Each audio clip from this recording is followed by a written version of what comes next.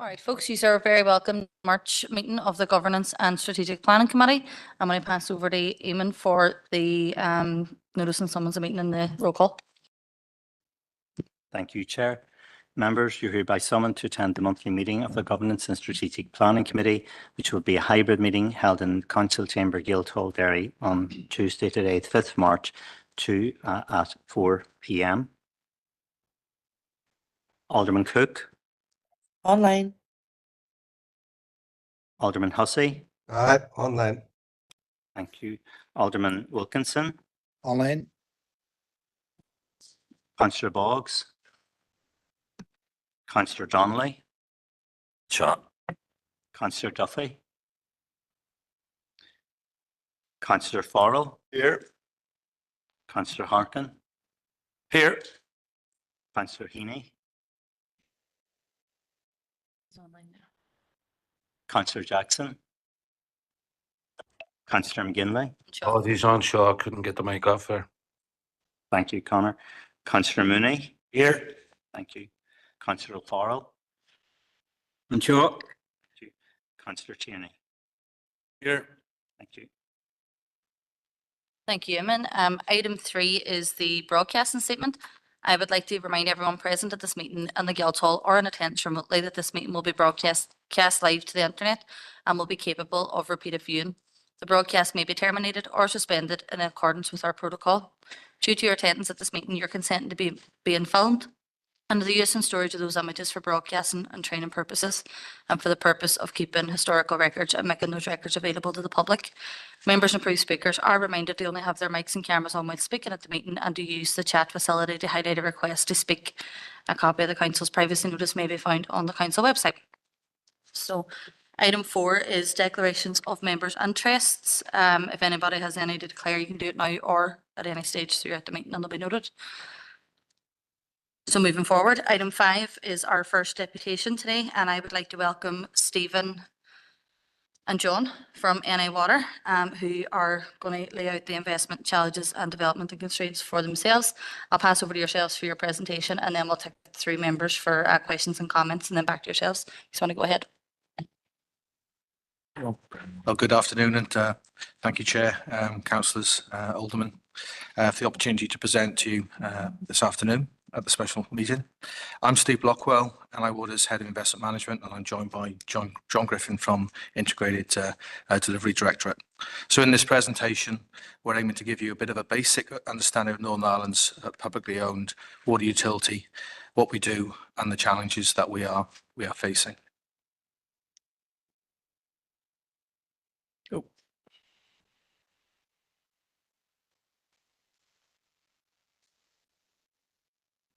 Right, I'll get this in a minute, hang on.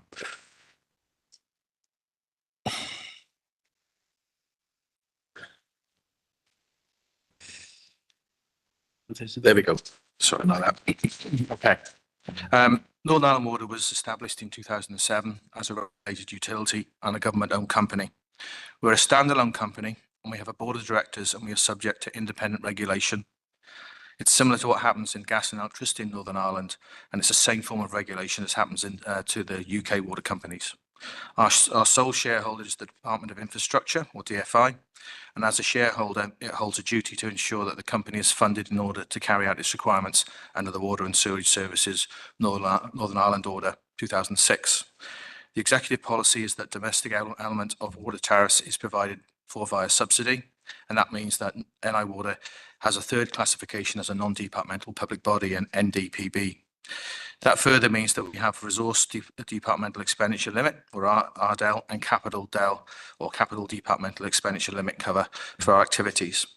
We derive income from business customers. All other cover for all other expenditure comes from DFI. And we should produce 6-year business plans called price controls. And I'll mention PC21 during this presentation, which is the price control period that runs from the 1st of April 2021 to 31st of March 2027. We're an efficient company, having transformed from a government department into a modern, efficient utility that has returned £1 billion to the public purse since its inception. We're in the top 5 of Northern Ireland's top 100 companies, but profits do not provide NI Water with any additional spending power. And so just to sum up, and for the avoidance of any doubt, the level that NI Water can invest in Northern Ireland's water and wastewater infrastructure is not based on its finance, but is set according to what the government can afford. And there is a long legacy of underinvestment in water and wastewater services in Northern Ireland.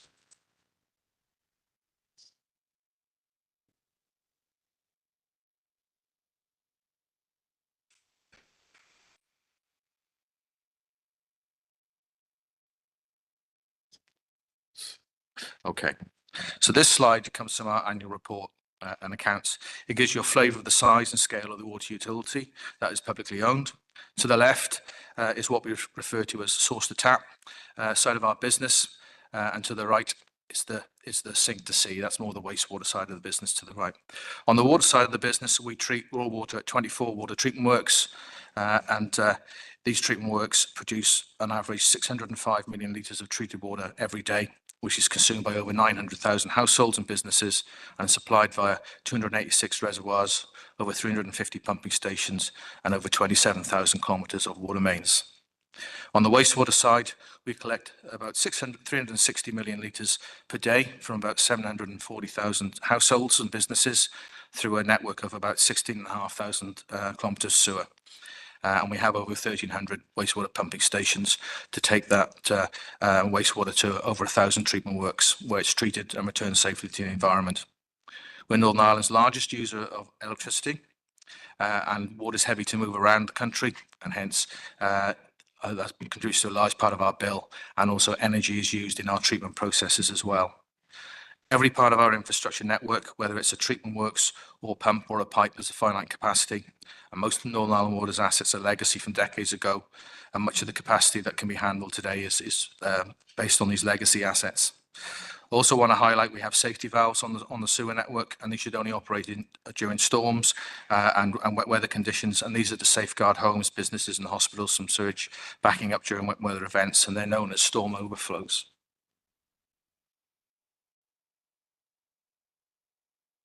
NI Water has and continues to work with council planners regarding local development plans, and we've been working with Derry City and Strabane Council on their plan to 2032.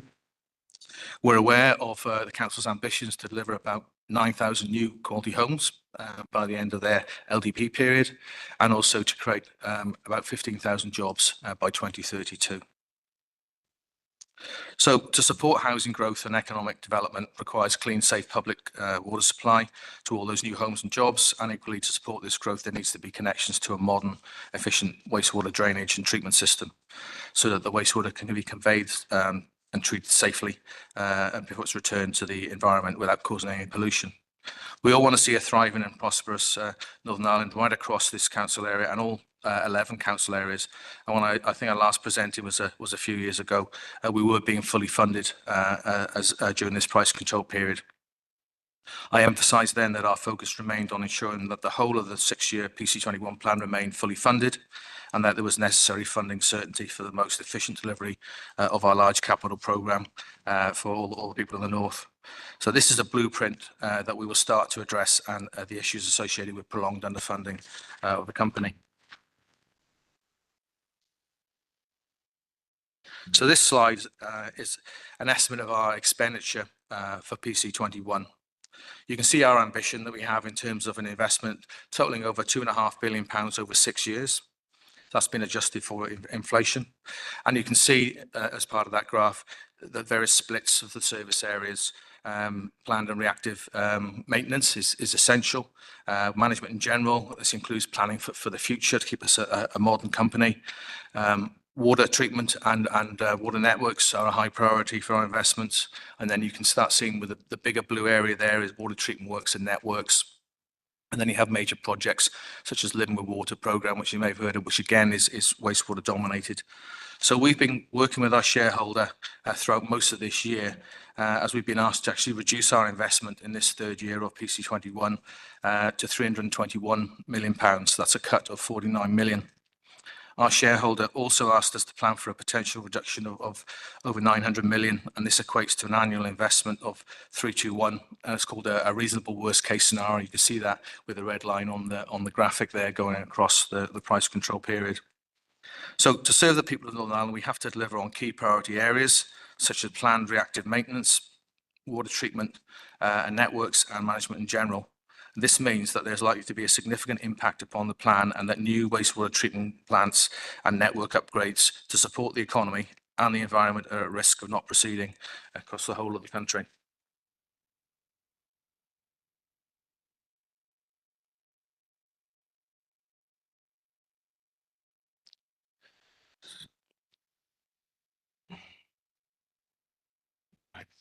Okay, so this,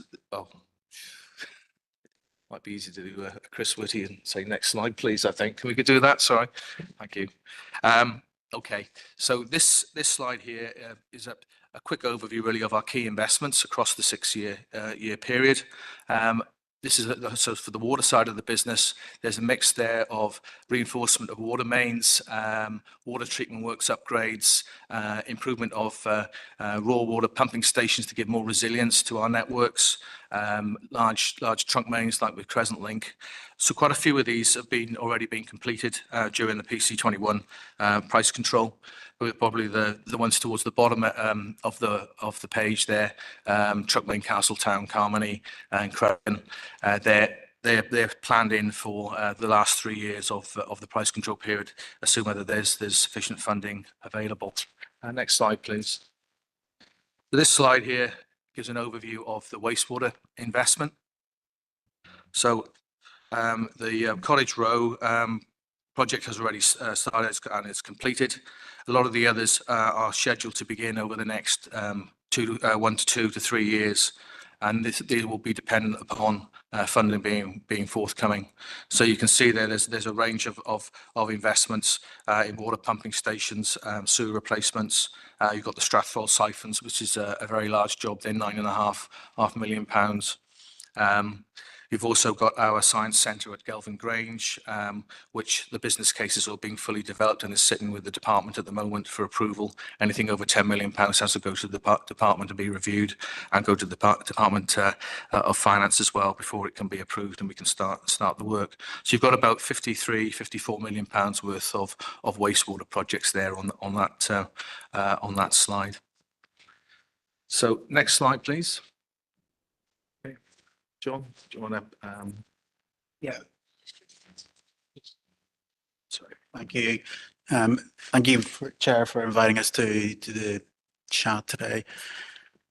One project that we have recently confirmed funding for is Foyle Street Wastewater Networks Improvement. I'm not going to read the detail on the slide, but the infrastructure in Foyle Street that we need to replace is coming to the end of its service life. It's a combined sewage system led in the 1920s, and the project that we are proposing to start in the coming months will replace that combined system with a separate file and separate storm sewer. While we're in the vicinity, we will also take the opportunity to replace the existing water main that was also laid in the street around about the 1920s. Next slide, please. The projects are in about 4.2, 4.6 million to deliver, and we are at the position where we're awaiting our licenses with other bodies. We need to take over Foyle Street car park and convert it into a temporary bus facility to move the buses off Foyle Street.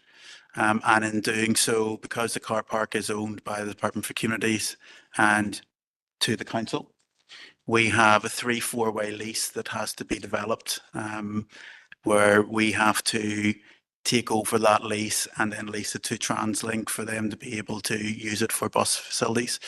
All of that is ongoing. We are hoping to have that completed spring so that we can move into Foyle Street car park and commence the work of doing that conversion, with the intention that that's our enabling works at the bus station, with the intention that we'll be starting in Foyle Street somewhere probably towards the end of July of this year. We will be on Foyle Street for approximately 12 months.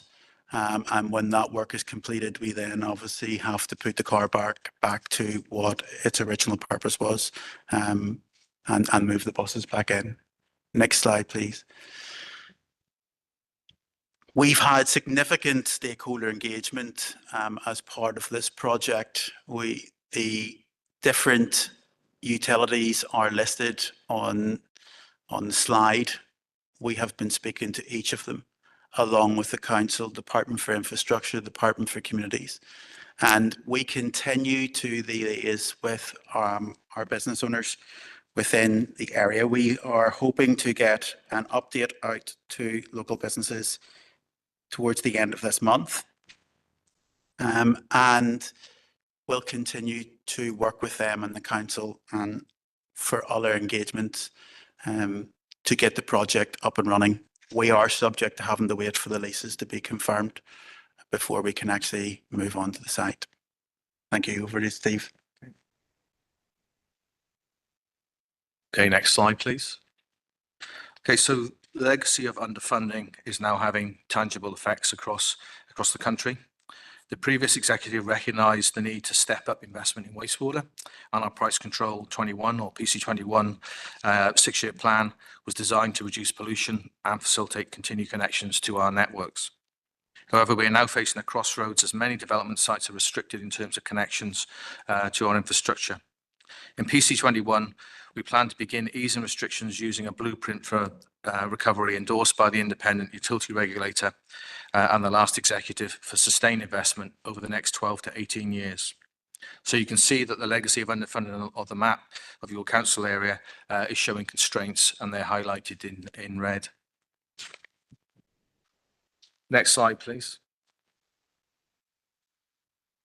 Okay, so what are we doing about it? Well, in terms of what the company is doing, we're trying to address the problem of capacity constraints doing a number of things. We're trying to maximize the infrastructure that we have, and we can do this in a number of ways. The most common one is looking for stormwater and trying to take this out of the existing system, and that frees up capacity for foul sewage connections. We're also using smaller targeted capital interventions, and this is not a planned upgrade of the network or the treatment works, but it's a planned work by us to buy a bit of time, which could include things like moving wastewater between catchments where there's capacity and removing infiltration of groundwater to allow development to go ahead. We're also promoting developer-led solutions, and so we are asking developers to work closely with Northern Ireland Water's solution engineering team to find development-specific solutions to allow their development to connect. They may have to do a bit of developer-funded work to allow that to go ahead, and that would include things like looking for stormwater offsetting, looking for storm and taking out of the system to free capacity for development, or even installing some downstream infrastructure to increase capacity. So to help underpin and manage this planning process, we have a series of robust planning consultation responses with conditions to manage the environment and protect customers' homes. And it's important that council planners therefore take these into consideration when they assess applications. Okay. All right, next slide, please. So our message to developers really is to contact NI Water early, and we have sort of 3 stages, and one of those is pre-development inquiries.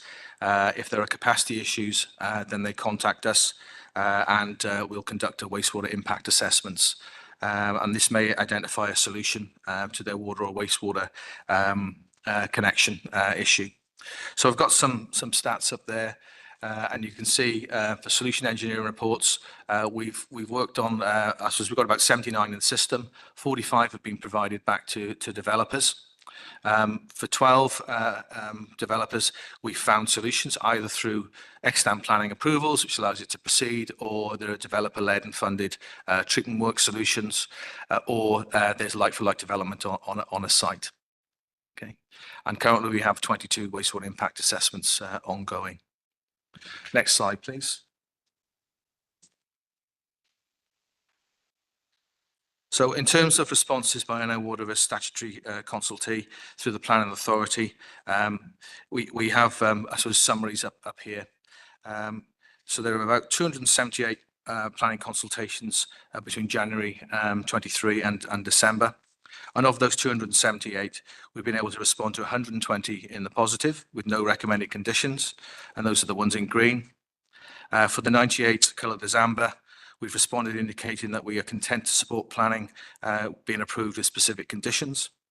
And for the 60 shown in red, we've recommended refusal, but refusal with a request for the developer to come and talk to us and enter into the pre-planning process so that we can work with them and find a technical solution. If we do find a technical solution, then we're happy to go back through the planning process and recommend approval with a specific connection. So we're currently pretty successful in identifying technical solutions, but there is a limit to this, and we may be coming to running out of some options in some locations. Okay, next slide, please. So this slide is highlighting our fats, oils and grease campaign. And we're asking for the council's help and support by raising awareness of the environmental harm and damage that fats, oils and grease do to our equipment and spills to the environment when these things congeal together, form fatbergs, as you may have seen on the television from time to time. The stop and think, not in the sink message encourages everyone to dispose of their fog, as we call it, the fats, oils and grease, appropriately, and for business owners to ensure their grease traps are working correctly. We feel that councils can support by imposing requirements of grease management systems to be in place and maintained when issuing planning approvals. Furthermore, there are potential opportunities for wider regulation of the premises to incorporate waste management, fog management when undertaking food hygiene inspections. So this photo here shows Portrush Harbour wastewater pumping station, which became blocked and clogged by a fatberg a few years ago. So the build-up in fats, oils and grease, solidifies when combined with other items. It's lovely stuff. We haven't had that tea yet, but and with such as wipes, and really clogs up and affects the operation of the pumps. It takes a number of days to dislodge all this material and to clean it up and bring it back into service. And of course, there's a cost to the business, and there are lots of these around the country, unfortunately. Okay, next slide, please. So this is a summary slide. So just to say, NI Water is proud to be a transformed public sector company. Our service plays a pivotal role in growing the economy and protecting our environment. The legacy of underfunding in Northern Ireland's wastewater system has finally caught up with us all. Approval of the PC21 plan gave the green light to reducing pollution and enabling customers to connect throughout our region. The shareholder is signalling a move away from the agreed plan, that's PC21. And for the benefit of all in the country, the plan is essential, and we remain hopeful that funding will be forthcoming. So in conclusion, I'd like to thank you for the opportunity to present to you this evening, and I hope we can rely on the support of the council to continue to lend its voice to the call for investment. Thank you. Thank you, Stephen and John. It was a really, really thorough presentation. At this stage, I just have one indicated speaker. If anybody else wants to indicate, please do so. Councillor Jackson, go ahead. Cormac, Chair, and thanks to Stephen and John for coming today. And I know it's a comprehensive presentation, but there was quite a lot. It was a very high level view. The work of NI Water, I suppose, is very, very complex, and we all appreciate that. And I think sometimes it can be taken for granted that we turn on our taps and we've got clean, safe drinking water available to us. But there's a whole lot of work and investment needed to ensure that that's the case. And we all know that the system, the infrastructure is severely underinvested, and I think that's demonstrated by the work that's needed to be carried out in Foyle Street. When you look at the age of the infrastructure within our city centre, it shows the decades of neglect that the sewage infrastructure has experienced in this part of the world. There are a few points that I wanted to pick out on. You did highlight that NI Water are the largest energy user right across the north. And we all know the pressures on energy, and we know that the the energy, how volatile the energy market can be. And if in terms of the long-term sustainability of NA Water and they deliver services, adequate services to people right across the north, is there any steps to address and to make NA Water more sustainable by, for instance, being involved in renewable energy projects? They generate their own electricity, that will provide further savings to the public purse. Because that, to me, it's a no-brainer. As the largest energy provider user, that and an organisation that does have a considerable land bank, there's opportunities there for energy regeneration. And I just don't see it within the report, but I'm conscious that it's the time constraints and you're limited in terms of what you can provide. The planning. The planning element and that snapshot that you provided is extremely useful. Those of us that are on the committee, the planning committee, we see regularly the constraints that the aging infrastructure has on planning applications. It's no secret in this part of the world we're in the midst of a housing crisis, and it's deeply frustrating when you see that there was 28 housing developments that were refused in the last calendar year. So these are people, whether it's private or housing associations, coming forward, trying to provide housing developments in this area, an area of huge need, and they're being refused because there's no capacity within the network. To me, that shows that there needs to be investment. We can't afford to continue as is because the housing crisis is only going to continue to grow if we don't have the infrastructure to build more homes. And I think there's a well-coined phrase that I've heard used quite often over the past 10 years, certainly before the PC21 timeframe, was that there'll be no cranes without drains. And the table that you have showed clearly demonstrates that. It's impacting, like we do have an area where there's a need for investment. There's a need to try and grow our economy. And when you see the impact that it's having, not only on housing developments, but in our commercial and industrial applications, there's real constraints within the network. And to me, that's deeply frustrating. But again, it evidences the need for investment in our sewer and drainage infrastructure, because we can't continue to be using outdated, and we can't afford to continue in the current vein where there's these constraints, these restrictions are placed on developers or housing associations. In relation to Foyle Street, and I know there's inevitably going to be disruption, but there was a very detailed presentation to the council about those specific work. So I'm not going to go on there. We know that there's going to be disruption, but we know how much it's needed if we're going to grow our economy, particularly in around the city. But we announced yesterday that around the Citydale riverfront developments, and there's as part of that, there's public realm works that council envisage that we will undertake. So when NI Water are finished at the site and you're restoring Foyle Street, they are restoring it so it's in a usable state.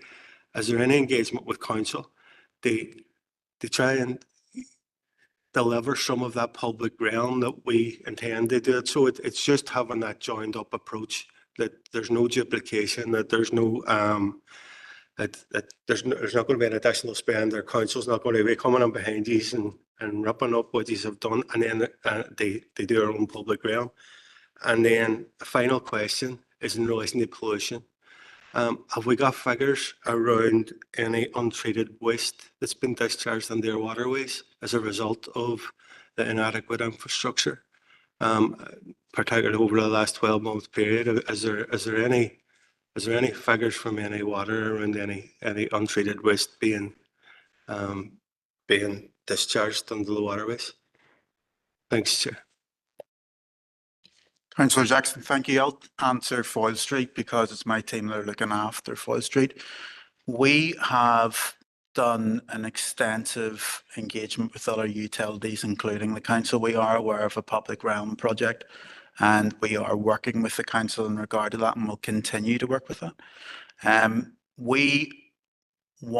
Our mantra the whole time was that whenever we leave Foyle Street, we want to leave it better than when it was when we went in. But we also don't want NI Water doing reinstatement for somebody else to come and to dig it up again. So there is more discussions that are going to be needed with the council in regard to that. It may well be that we finish our work and then the council come directly in behind to do the public realm, instead of us doing part of the reinstatement. But that's discussions that we can have with our contractor, with the council's contractor, in the case that they're different, and the council itself. We are very keen for that joined up thinking. With regard to energy efficiency, we have numerous sites across the estate where we do have solar panels and we are generating electricity. We have a significant solar farm at the North Point on the shores of Lough Neagh. We also have some of our water treatment works where we would have a turbine for generating electricity. I also, in a previous post, built 2 constructed wetlands, integrated constructed wetlands, one at Stonyford and one at Castle Archdale, where we can treat wastewater with minimal or no electricity required. The offset of that is that you need a significant amount of land. And that's where the trade-off comes. If we try to do something that's more energy efficient, we need the land. Whereas sometimes when we've got a tight site, we end up having to put an energy intense process in. But the processes we are using are more efficient than what they would have been in the past. So we're trying to reduce that down as much as possible.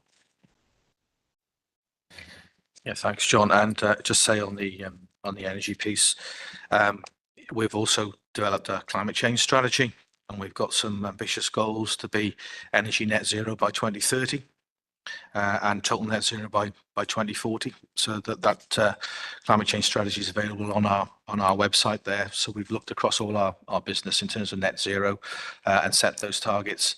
And also there's a lot of resilience work as well in the climate change strategy with increased rainfall. You know, that contributes to issues with our storm overflows, which you touched on as well. So again, there's more information on our website there. But what I can say about storm overflows is that we're hoping to invest over 300 million in addressing them in PC21. A lot of our program is back-ended, the last 3 years. So again, going back to, as well, for your support there for the need for funding. It's critical that comes to Northern Ireland Water so we can start fixing these overflows and use these upgrades. I need to see about 4 or 5 in our e-wastewater projects are those schemes with upgrading wastewater pumping stations and parts of the sewer network to reduce those flows into the environment. When they do release, it's often in heavy rainfall, so that it is dilute. It's not concentrated sewage, but it still is a pollution source, and something can go on for a reasonable period of time. But it is preventing flooding of people's homes, causing internal flooding, which would be an even worse outcome. So there are a lot of storm overflows across Northern Ireland, more so than say in Britain, where I suppose they've had more money to invest. It's been cheaper, I would say, for us to put overflows in over the decades than to fix the issues. So it's sort of put things off, deferred investment But as I say, there's no escaping it now. It is a significant problem, and we're keen, and we've got a plan, we've got a blueprint. We want to deliver. We just need to be funded, not just for a few years, but for 6, 12, 18 years, as a proper water and wastewater utility should be.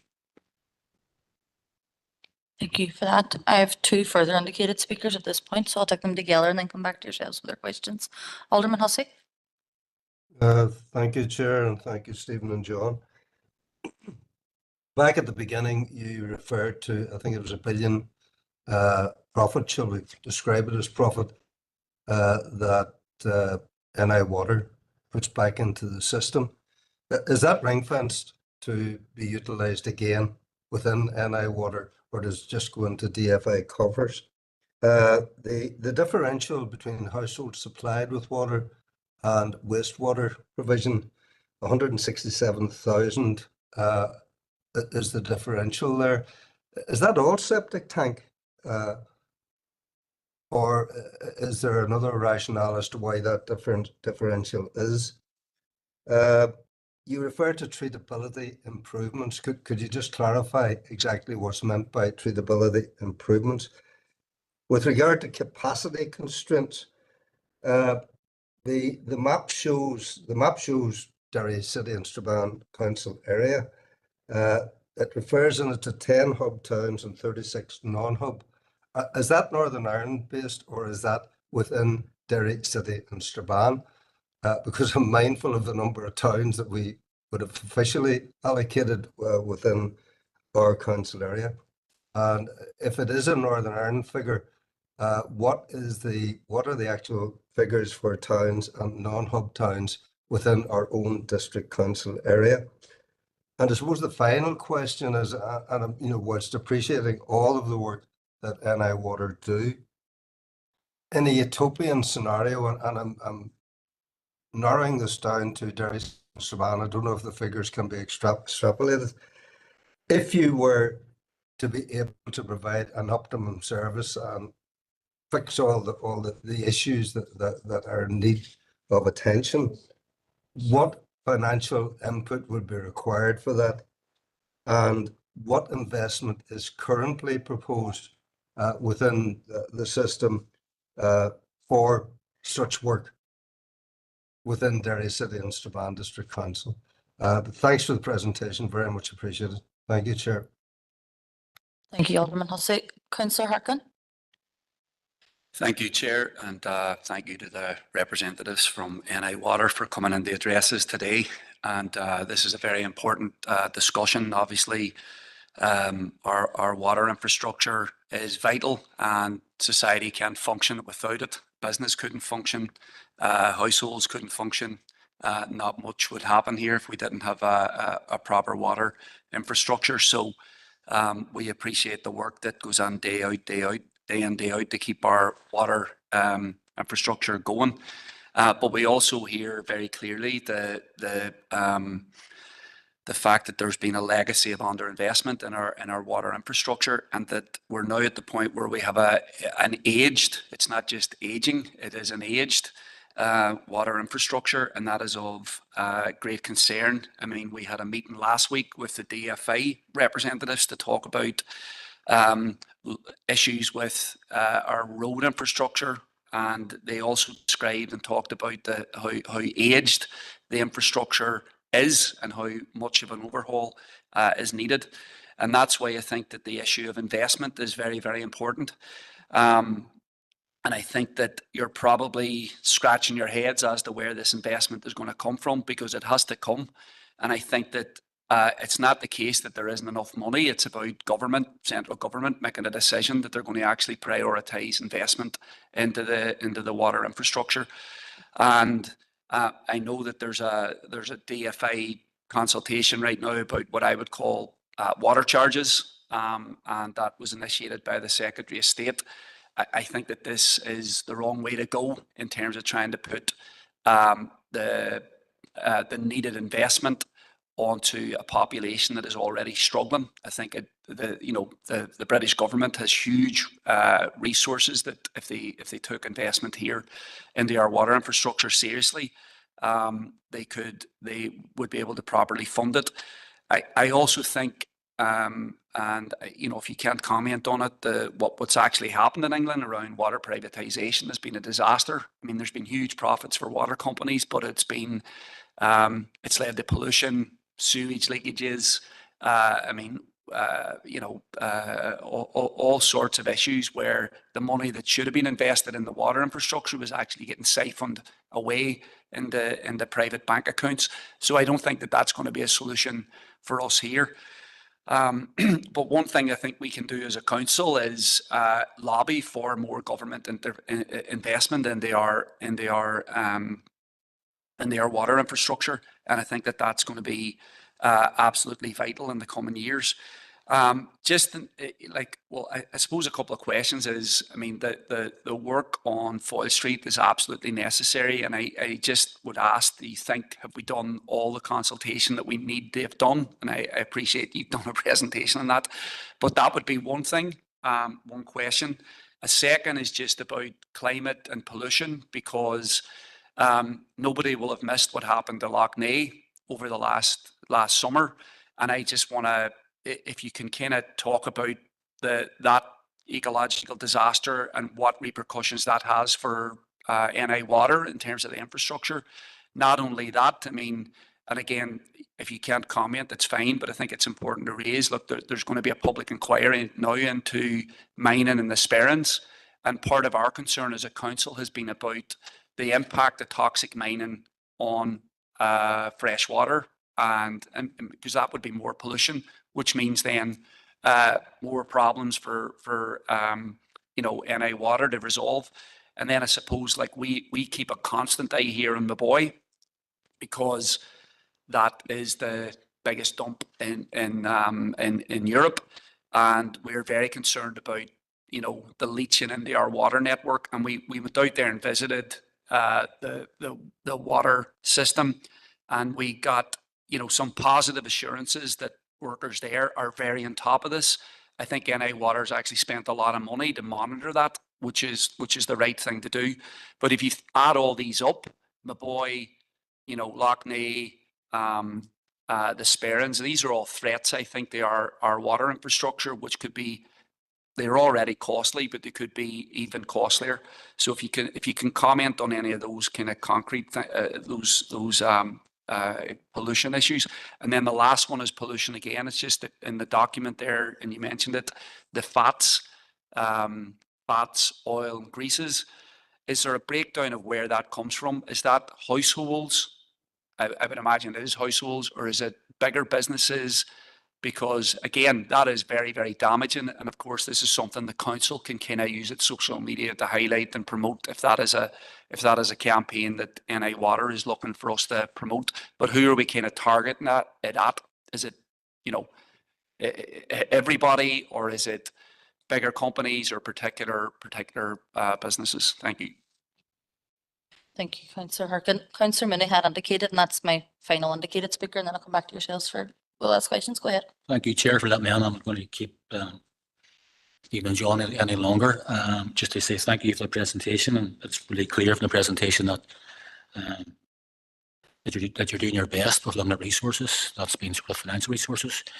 But one of my points was that I think everybody's covered most of them, but just to pick up from Councillor Jackson's point was that when he mentioned there was about 28 applications that have come before you, but obviously have sort of fallen by lack of infrastructure. But really, the question I would have a sort of follow-up point on that was, if you do have these sort of applications that because of maybe lack of infrastructure and siting on that particular location, and you provide a solution to the developer or who comes along, do you generally find that because that doesn't advance, is it due to the cost of the actual solutions that you're providing? I'm not saying that you're at fault for providing the cost, but do you generally find that it's really just too expensive or prohibitive for an applicant to move on because the solution you have given them is just too costly? So that's really just a follow-up I wanted to find out, Elmy, but thank you, Elmy.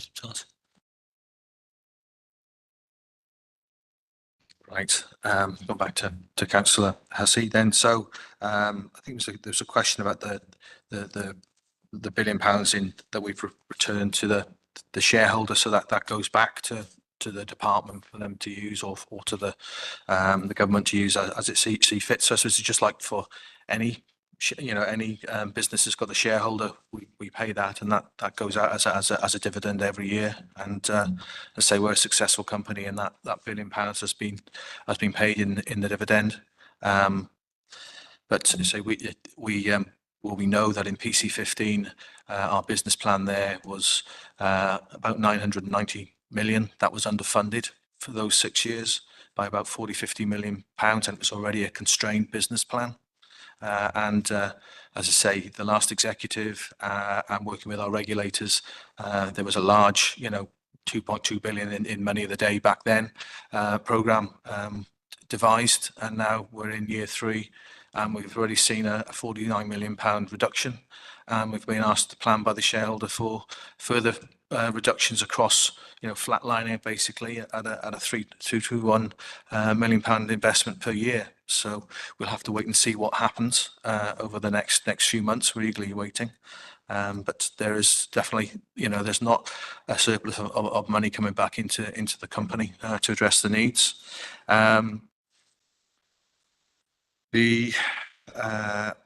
The next question then, I think, was to do with, and correct me if I'm wrong, the treatability improvements. So we've had treatability improvement studies at Derg and Carmody.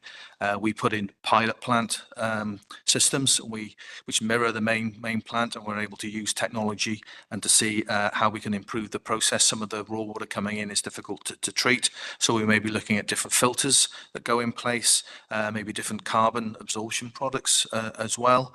At Derg, we would have put in a large GAC system. Sometimes we're improving things like lime dosing. Water treatment is very much a chemical process, and you have to get the pH right. So there's all those sort of fine tunings that go on. So we would have studied, I think, over a year, looking at the fluctuation in the raw water quality coming through, and looking at different treatment trains, and then putting in the best value and optimal solution that we can.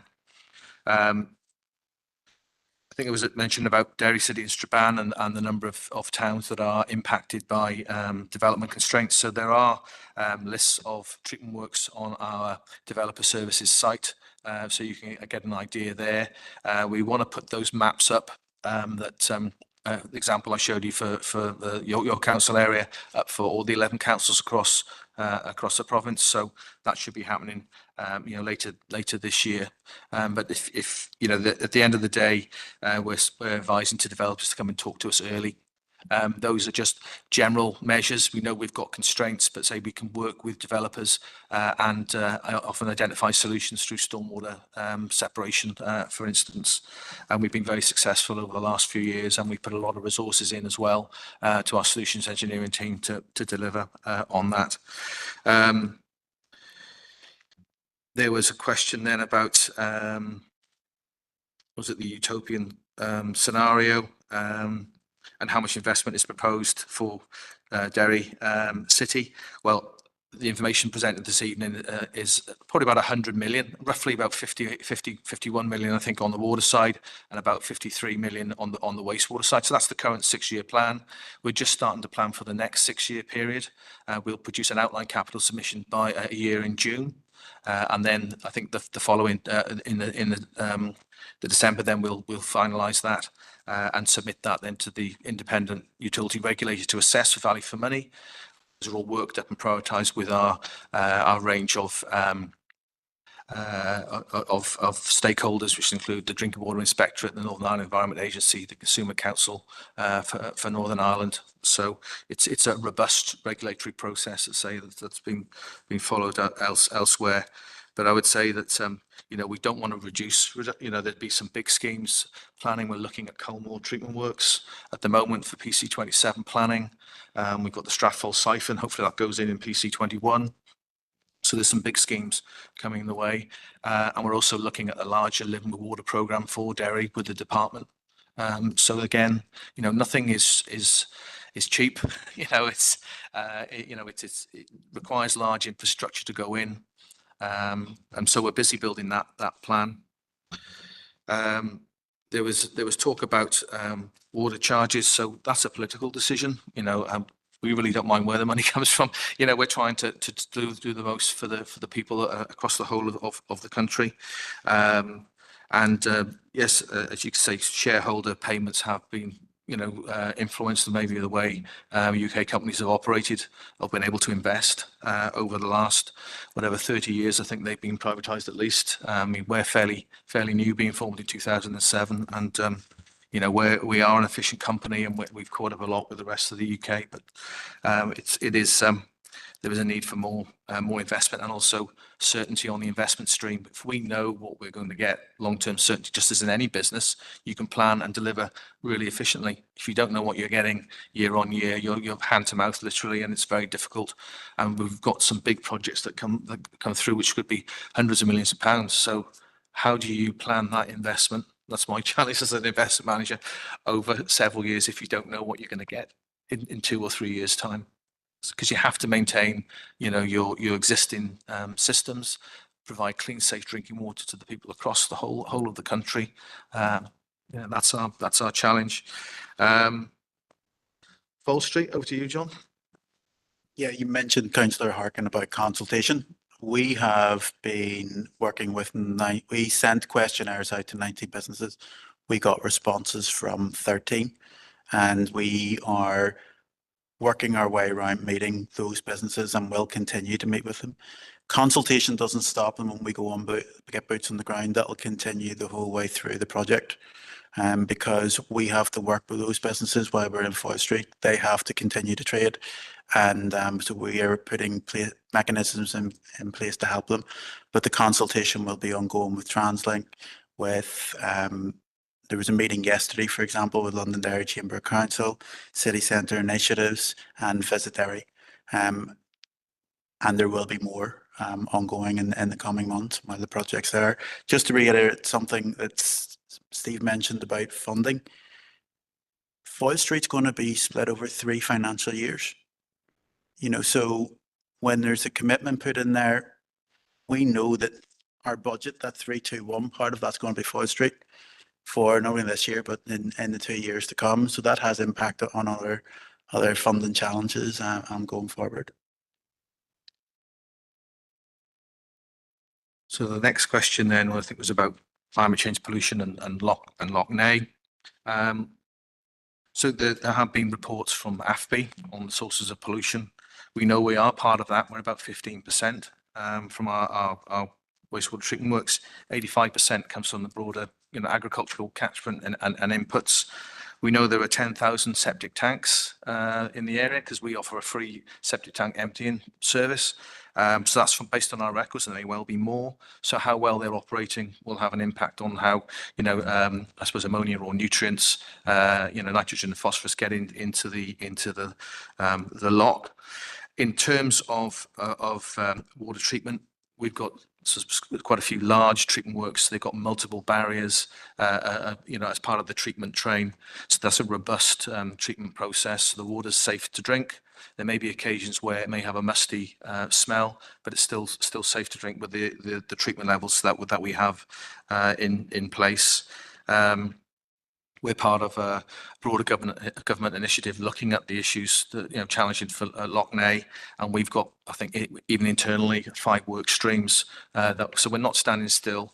There are initiatives that we want to bring forward. Some of them will be fund independent. Unfortunately, we'll see what happens again. Keep banging that drum, but that's the reality of the world we're in. These are additional to what we had in the original plan, so it'll have to come from somewhere.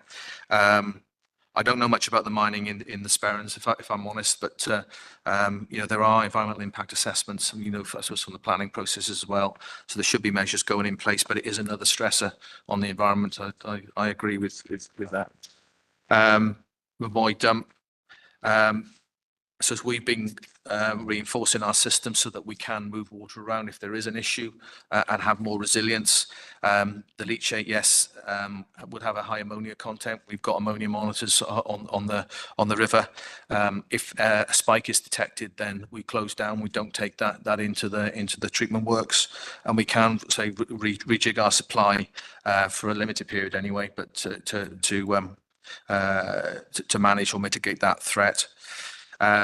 In terms of fats, oils and greases, we target everyone really. It's households. It could be, people having the Christmas dinner, pouring the fat down the sink. But a lot of it would be takeaways, restaurants, that sort of thing. So that we'd be after them, as also as working with the council just to maintain the grease traps. It's not good enough just to put them in; they have to be used properly to stop that, discharge to the sewer. And also, it's inappropriate materials that get flushed. Your cotton buds, your wipes, etc., and they all bind up and cause these blockages. And that's when you have dry weather overflows, which would be concentrated sewage that would come out of the system. So we've got an active program to address those, and we clean up as well pretty quickly. But yes, that's the 21st century way that we live. The things that go down the sewer are not really what they were originally designed to do. And then Councillor Mooney was talking about the applications refused. So I suppose I should say that they're refused, but it's refused and come talk to us, because often they haven't come through the PDE and the wastewater impact assessment process. So they've left that out, which is like front loading the planning process. So that we encourage them to come back and talk to us. On occasions then when they do work through, and we have the wastewater impact assessment, we're then relying on the developer then to go out and do some groundwork. Maybe it's extra CCTV looking, see if there are opportunities for stormwater separation that have been identified at a higher level in the report. But there will be a cost, but it's the opportunity that they can connect and do that rather than wait for the 10, 20 million pound, or even some cases, hundreds of millions of pound scheme to come through. So it's finding another way. And so we have been very successful at doing that, but it does mean that a developer may have to maybe invest in himself, and we'll have to make that part of the business model. I think I got them all there, but Thank you. I think you did. Alderman Cook has indicated just after I'd said the final speaker, so I'm going to allow her to come in. And Alderman Hussey has put a question in the chat box there, and I'm not sure if it's a follow on, so I'll let him come in after just to clarify. So Alderman Cook. Thanks, Chair, for letting me in, and thanks to Steve and John from NI Water. I did have some questions, and they've more or less been answered throughout your presentation and through other members' comments and questions as well. So I just really want to note it that we welcome the work being done on Floyd Street. It's evident to see that further investment is vital to update our water network here within the city and the district. And I just want to note it out that we look forward to working with NI Water in the future. So thanks very much for letting me in. Thank you very much, Alderman Cook. Alderman Hussey, just your comment in the chat box, if you could just clarify that question. The differential between the 910,000 houses supplied with water and the, what's the figure, 743,000 wastewater from households, there's a differential of 167 there. Now, you did mention 10,000 septic tanks. There's still quite a differential then as to premises, whether it's households or businesses being supplied vis-a-vis wastewater coming from them. Thank you, Chair. I suppose we supply water to industry and to farms as well, so they'll have a high usage. And John, you were mentioning as well, there are other treatment works, is that right? Yeah, Councillor, there would be obviously septic tanks. There would also be private treatment plants where some properties would have their own treatment plant, and the septic tank element of it wouldn't be emptied. There is also historic housing executive, maybe have 4 houses in a remote area, and they would have had their own wastewater treatment works that they would have put in, which they maintain. So all of that helps to make up the differential. That's great. Thanks very much. Chair, thank you. Thank you. And thank you, John and Stephen, for that presentation and for the answers to numerous questions that were presented to you. We're really, really grateful for the work that NI Water does, and we hope to continue to work with you as a council. So thank you. Thanks very much. Thanks, everyone. Thank you.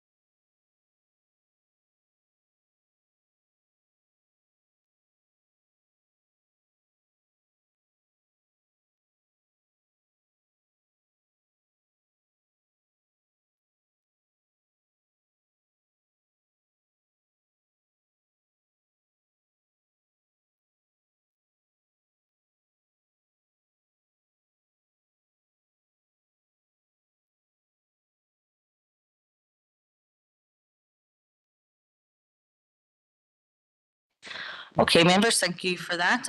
So moving forward, item 6 is our second deputation today, and we are delighted to welcome Janice Scallion, who is the Director of Inclusion at the Department of Education, to brief members on the special educational needs budget.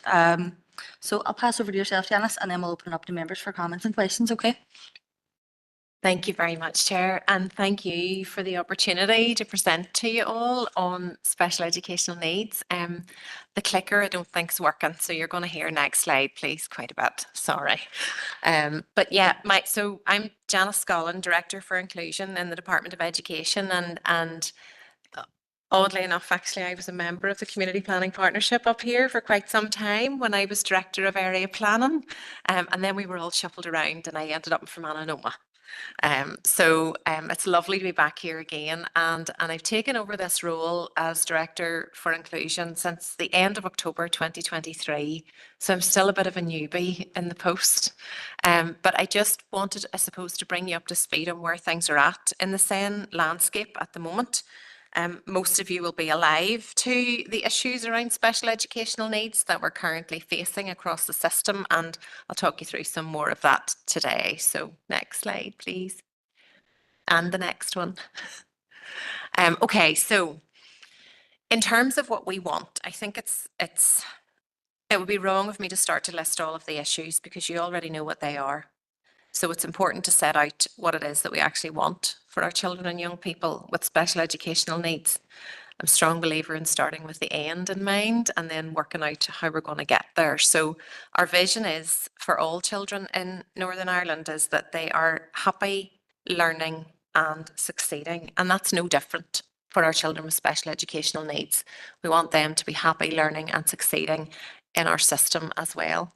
You might need to just keep clicking to bring that up. Okay, so it goes beyond our children with special educational needs to their parents and those who care for them, and also to our workforce in education and the services that we provide. So how does that translate in terms of what we want? Okay, so for children, we want equity of provision. We want our children with special educational needs to be fully included in school life. We want to be able to maximise their potential. And in short, we want them to have the same opportunities as all other children and young people in our system. That shouldn't sound like it's ambitious. That should be the norm. And that's what we want for our children with special educational needs. In terms of parents and carers, we know from numerous reports, and I'll talk to those in a second, that parents and carers have lost trust in our system. We know that. So really the outcome for parents and carers for us is that they regain assurance, that they regain confidence and trust in our system. And the only way that they're going to do that is when they see progress for their children. So that feeds back into what we want for the children with special educational needs. But we can't do that without a confident and capable workforce. A lot of our workforce out there, teaching, non-teaching staff, are telling us that they don't necessarily have the resources that they need, they don't have the capacity, they don't necessarily have the confidence, and they don't feel capable sometimes with the children that they see presenting in their classrooms. So there's a big piece here around our workforce and bringing back that continuing professional development, initial teacher education, professionalising the resources that are in the classrooms, should it be the adult assistants that are working with our children and ensuring that they're all confident and capable to meet need. And then in terms of our services, so again, we know there are issues with the services that are out there for children and young people with special educational needs. They're either not able to access services, they're sitting on waiting lists. When they get the services, they're not the right services, they're not delivering for the individual child. So there's a lot of work to be done in that space so that our services are child-centred, that they're high quality, that they're given in an effective time frame for the child. So when the need presents, the service comes in. And also, to be fair, that that's done in an effective and efficient way. I'll come to finance in a second. Next slide, please. So where are we now? Almost 1 in 5 of our children in our education system, so we have about 350,000 children in our education system in any given year. And almost 1 in 5 of those have some form of special educational need. Next slide. Of the children with special educational needs, our policy carries a presumption of mainstream. So we find that with the SEND Act in 2016 being commenced, more and more parents are requesting mainstream education for their child, and that's in line with policy. So 85% of our children with special educational needs are educated in a mainstream class, in a mainstream school. Next. And 5% are educated in specialist provision in a mainstream school. And just to explain, for avoidance of doubt, what that is. I think there's a perception out there that specialist provision is an overflow from special schools, but specialist provision in a mainstream school is for those children who ordinarily should be in a mainstream class, but are overwhelmed by that mainstream class. So they could be in a classroom with 30 other children, a very noisy environment, and not an environment that's calming to their senses, bearing in mind that some of our children operate on all 7 senses at all hours of the day. So simply moving them to a smaller provision within the mainstream school, they have the opportunity to be educated with their peers, but for some of their core teaching and learning can take place in that smaller, calmer environment where they can be regulated, come out to take movement breaks or sensory breaks to self-regulate and learn the techniques of self-regulation, which is really important for adulthood for those children, and come back in and be ready to learn. Next. And then 10%, just under 11% actually, of our children are educated in special schools. And these are specialist schools. We have them in every local government district. I think it would be remiss of me to say that we know that these schools are hugely over capacity. They're overflowing at the moment. So our system is not designed to meet the needs of the children that are presenting. Next slide. Okay, so you can flick on through just to populate that one. Yeah, okay.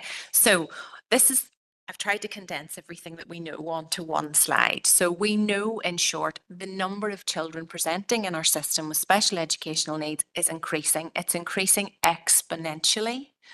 There are more and more children coming in to preschool, to primary 1, that have special educational needs or are presenting with potential special educational needs than ever before. And the rise has been around 25% since 2004. So over 10 years, we're now experiencing a rise of around 25%. In terms of children with a statement of special educational needs, so that's around 7% of our entire system. Around 25,000 children have a statement of special educational needs. That has more than doubled in the last 10 years. So again, that's reflected in the needs of those children requiring actually a document that outlines what their education provision should be. So that's gone up by 111%. This is all happening, an increase in the money that we're spending, and I'll talk to that in a second, but in every year we spend £500 million on special educational needs every year. So the numbers of children are rising. The complexity and multiplicity of need is presenting more and more, especially in our early years, and we're working in a reducing budgeting environment. So that's a very challenging environment to be working in. I had to point to the data because we have lots and lots of information. It's in different places. We're very data rich, but we're not necessarily data informed. And I'll come to talk about that when I speak about the placements of children. I've already referenced we have insufficient capacity in our special schools. Our special schools are crammed full and overflowing. We have children who are being educated in rooms that were not designed for education. And there's definitely something that needs to be done there around the capacity of our special schools, and I can talk to that later. But our existing buildings right across the school estate, so we have around 1,100 schools in the north, and hardly any of those buildings are designed for the purpose of inclusion. So what I said earlier about that sensory environment that children are being educated in, Hardly any of our buildings are designed with that in mind. So there's a lot of work to do in this space. Next slide, please. That's just a very quick slide to show you the block grant that the Education Authority receive every year. That is on the rise. So you can see the overall block grant is going up significantly in the last 7 years, but the proportion that's being spent on special educational needs is also rising exponentially and is now over 50% of the block grant. If you bear in mind what I said earlier, 20% of children in our system have special educational needs, but over 50% of the budget that the EA spend is going on special educational needs. Next slide. So what do we know? I'll be very quick about this. In short, there have been a lot of historical reviews into special educational needs over the past number of years, and with the most recent review being the Independent Review of Education. In short, we have over 200 recommendations from those reviews telling us everything that is wrong, suggesting things that need to be fixed quickly and in the longer term. And next slide. Most importantly, out of all of those reviews, this is what our children are telling us. Now, I could have put up 100 different statements, but these were the two that spoke out of all of those reviews. Our children want to be included. They don't want to be shut away. They want to be very much included in school life. And they've asked us to stop having low expectations of them, to stop setting the bar low and presuming that they can't do things, to presume competence and give our children that equitable provision. So I really felt quite strongly that I had to put that up. We need to listen to the voice of children. Next slide. So what are we doing? The department, off the back of the Ipsos review, which was released in May 2023, gave us the auspices as a department to lead from the front. So currently the legislative duty to provide for special educational needs rests with the Education Authority. And the Ipsos review in its first recommendation said that the Department of Education need to lead a transformation programme and develop an action plan. So that's what we're doing. We've called it the end-to-end review of special educational needs, but I want to be clear, it's not another review. We've got lots of reviews. We know the issues. This is looking at our policy at one end. So what is the policy and legislative environment that we currently have right through the entire special educational needs system, through to transitions for those children to adulthood. So it's quite a big review, and we're doing that in collaboration with the Education Authority. So I'll just give you some more information on that. Next slide. I'm not going to read all of that out. You can read that and you can see the slides, but we have 12 work streams in our end-to-end review. Those at the top, what I said, clarification of policy and legislation, looking at finance, developing outcomes, which I'll talk about later, advice and comms, and SEN and medical categories. They're enabling actions. So they're things that allow other actions to take place. So we can't really look at workforce development if we don't examine finance. We can't really look at the statementing process, and we can't really look at early interventions if we don't examine our policy and our legislation. And we really can't look at anything if we don't define what the outcomes are for children and young people. Then we have those number 6 to number 12 are individual work streams that we are taking a really deep look at what's going on there. And we are currently sort of at a stage where we've dived in, we've looked at all of the issues in under the rug, and we're coming back up now where we know there are early actions emerging, there are longer term things we need to do, and we're in the engagement phase with that. But ultimately, what do we want? We have those early actions identified. Some of them, they're still continuing to emerge. A clearly articulated policy statement would be good, because we've never really done that. We've never clearly articulated for people what our policy is.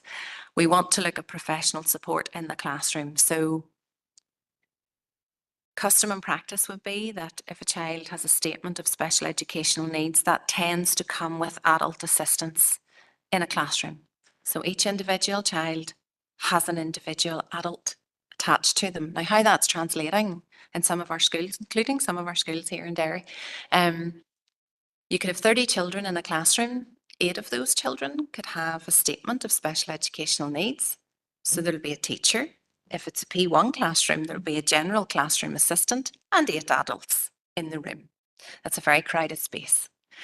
And actually, that could work out in some instances to be detrimental for those children with special educational needs. Bearing in mind what I said about the sensory environment, it's crammed enough, and having to try and learn in the middle of all that. And what our children are telling us, in post-primary school specifically, our children are saying, don't want an assistant following me around all day. You know, I only need them for a portion of the day. So our schools don't have a lot of flexibility in that space, and it's giving them that flexibility. It's looking at how do we deploy classroom assistants within our schools? Is there a better way to do that? And also, those classroom assistants are some of the lowest paid staff in our schools, and actually they are integral to what we do, and they are life-changing for some of our children. So it's looking at that professionalisation of classroom assistants and ensuring that they have continuing professional development, that they have time for training, and looking at that pay and grading review that's going on at the moment. Multidisciplinary teams is something that we know many reviews have told us we can't do this on our own, and children don't just need education from education staff. Many children need input from medical staff, many children need input from allied health professionals. So it's looking at how we work better together to wrap around the child and deliver to meet the needs of that child. Parental referrals is also an area that we're looking at the moment. So at the minute, we're seeing the number of parents who are going straight in to request a statement or a statutory assessment with a view to having a statement for their child. We do have a graduated response. So stage 1 is that the school meet the needs of the child and they keep an eye to what's going on and whether they feel they need to move that child to stage 2. Stage 2 should be external support provided by the Education Authority. Stage 3 is where the child is referred for a statutory assessment. And what we find is some parents are jumping right into stage 3. Why is that? Because often they're not getting the services that they need at stage 2. And the school don't feel they can provide at stage 1. So we're taking a very close look at parental referrals, particularly then those stage 2 services, to make sure that they're in place for the child, that would prevent a parent feeling the need to jump over that graduated response and go straight to a statement. SEND placements and school admissions is definitely an early action. I'm not going to lie, we're under severe pressure for September 24 based on everything I've just said, the number of children coming into the system, the physical capacity in our system and the room in our system to get children placed for September 24. But the Education Authority and ourselves in the department are looking very, very closely at this area as a matter of urgency. To create more provision in our system and make sure that children are placed in a timely fashion. No child should be left over the summer wondering where they're going to school in September. Advice and communications, I don't need to spend a lot of time on that other than to say that most parents have told us, if only we had somewhere to go, if only we had someone on the other end of the phone, if only we had a one-stop shop for advice and communications, if only we understood the advice we were getting. So that's the type of thing we're looking at around advice and communication, as well as advice and communications to our schools and setting outcomes that I'll come to now. Next slide, please. So ultimately, what do we want? You can go ahead and click through that one for me.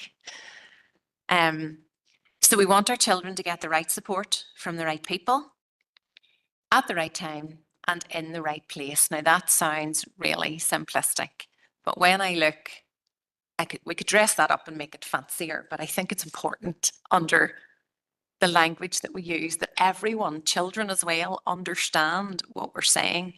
When I look at those 200 recommendations that we have, they all fit in to those categories. They're all talking about the right support. A lot of them are talking about the right people. That's that workforce piece.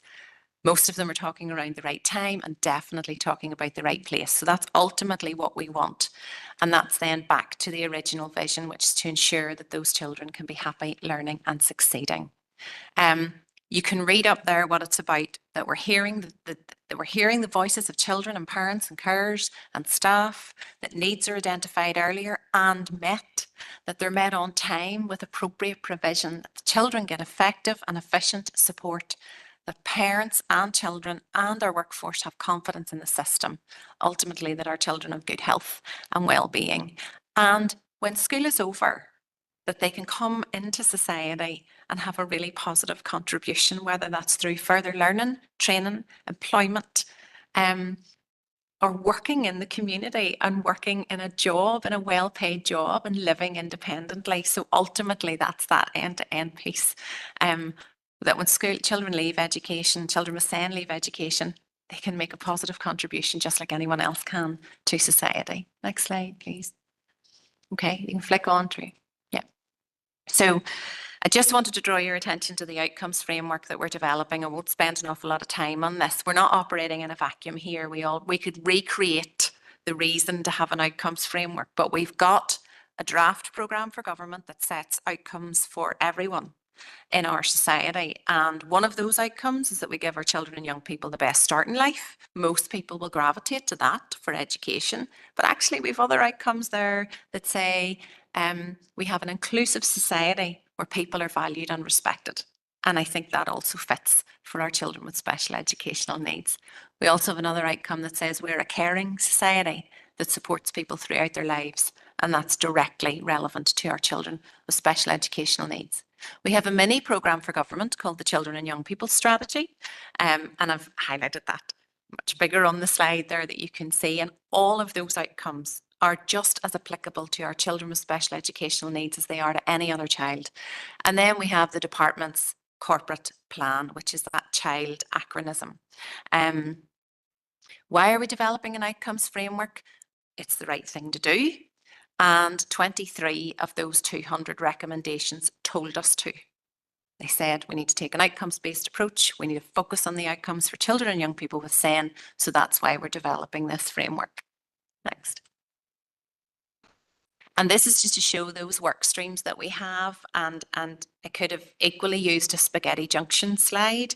They're all really interlinked. We can't do one without the other. Nothing sits on its own. So it's just to show you the complexity in this end-to-end review under those right support, right people, right time, and right place. Next. But we can't do it on our own. I always say that special educational needs is everybody's job. And these are some of the partners that we've identified, and you'll see local government is absolutely in there. Everyone has a role to play, and that outcomes framework sets out for each of the relevant parts who the partners are that can help us to do better, because we just can't do this by ourselves. Next. That's just to let you know where we're at. We've been developing this outcomes framework for a while. It won't be a one and done. It'll be a living document when it is published. It'll continue to go through further iterations and refinement as we go through. Series of workshops coming up on each of the work streams to develop a report card, if you want to move on to the next slide. And ultimately, that's where we want to get to for each of those work streams. This one is on SEN placements, but you can see clearly on one page, the story behind the data. Things are, the performance around SEN placements is declining, and we need to take a look at why that's happening. So that's the story behind the baseline, monitoring data in the middle there, our headline performance measures at the top, but over to the right then, partners who can help us, and also what are we going to do to improve performance. So we've got everything in one slide, on one page that people can see for each of those work streams, and we'll continue to monitor that throughout the life of this review and beyond. Next slide. I stole this slide from another presentation that I was at. I should actually give credit to the person, it's Dr. Ray Nethercott, in case I'm plagiarising. But ultimately, when I think about, I saw Dr. Ray Nethercott talk at an event that we had recently, and this summed everything up for me. So that managing change, this is about change. We have to change our system. We have to fundamentally transform our system for children with special educational needs. And by doing that, it won't just benefit children with special educational needs, it'll benefit all children. So We don't need to create urgency because we are in a perfect storm at the moment. So I don't think we need to create the urgency. We do need to form that coalition. It just can't be done in education. We need to work better with other government departments. We need to join up with Department of Health, and we have a joint health education oversight group, and we're working very closely with our counterparts in the department and in the health trusts and with PHA and the allied health professionals. The shared vision I've outlined, communicating that vision is what I'm doing now. And those barriers we've already identified through all of the scrutiny reports. Creating the short wins are the early actions that we've identified already, and building on our changes. And then perhaps the hardest thing to do, consolidating that change into cultural growth. Ensuring that everyone comes with us on this journey and embraces the roadmap to inclusion, full inclusion for our children with special educational needs. Okay. Next slide. And just a picture for everyone to show you what everything seems to look like, the differences between equality, equity, and very unfortunately, reality. Next slide. Hard to read, and I can get you a copy of this if you want, but we tried to put everything I've just said on one page, just so that people can see what we're doing at the moment. So our system now, what we already know, what we're currently doing, and what we want. And that'll continue to evolve, because ultimately, when we change a system, that top quadrant should change to show our system now, and we'll continue to move through that cycle when we complete this end-to-end review. Next. So where are we now? We're right in the middle. We're in stakeholder engagement phase. So we've done all of our sort of deep dive analysis, and on those work streams, we know the early actions that we need to develop. We're out there now with our stakeholders. And just to be clear, as I said earlier, it's not about listing the issues. We know what they are. It's about finding solutions. So a recommendation can say, you need to take an outcomes-based approach.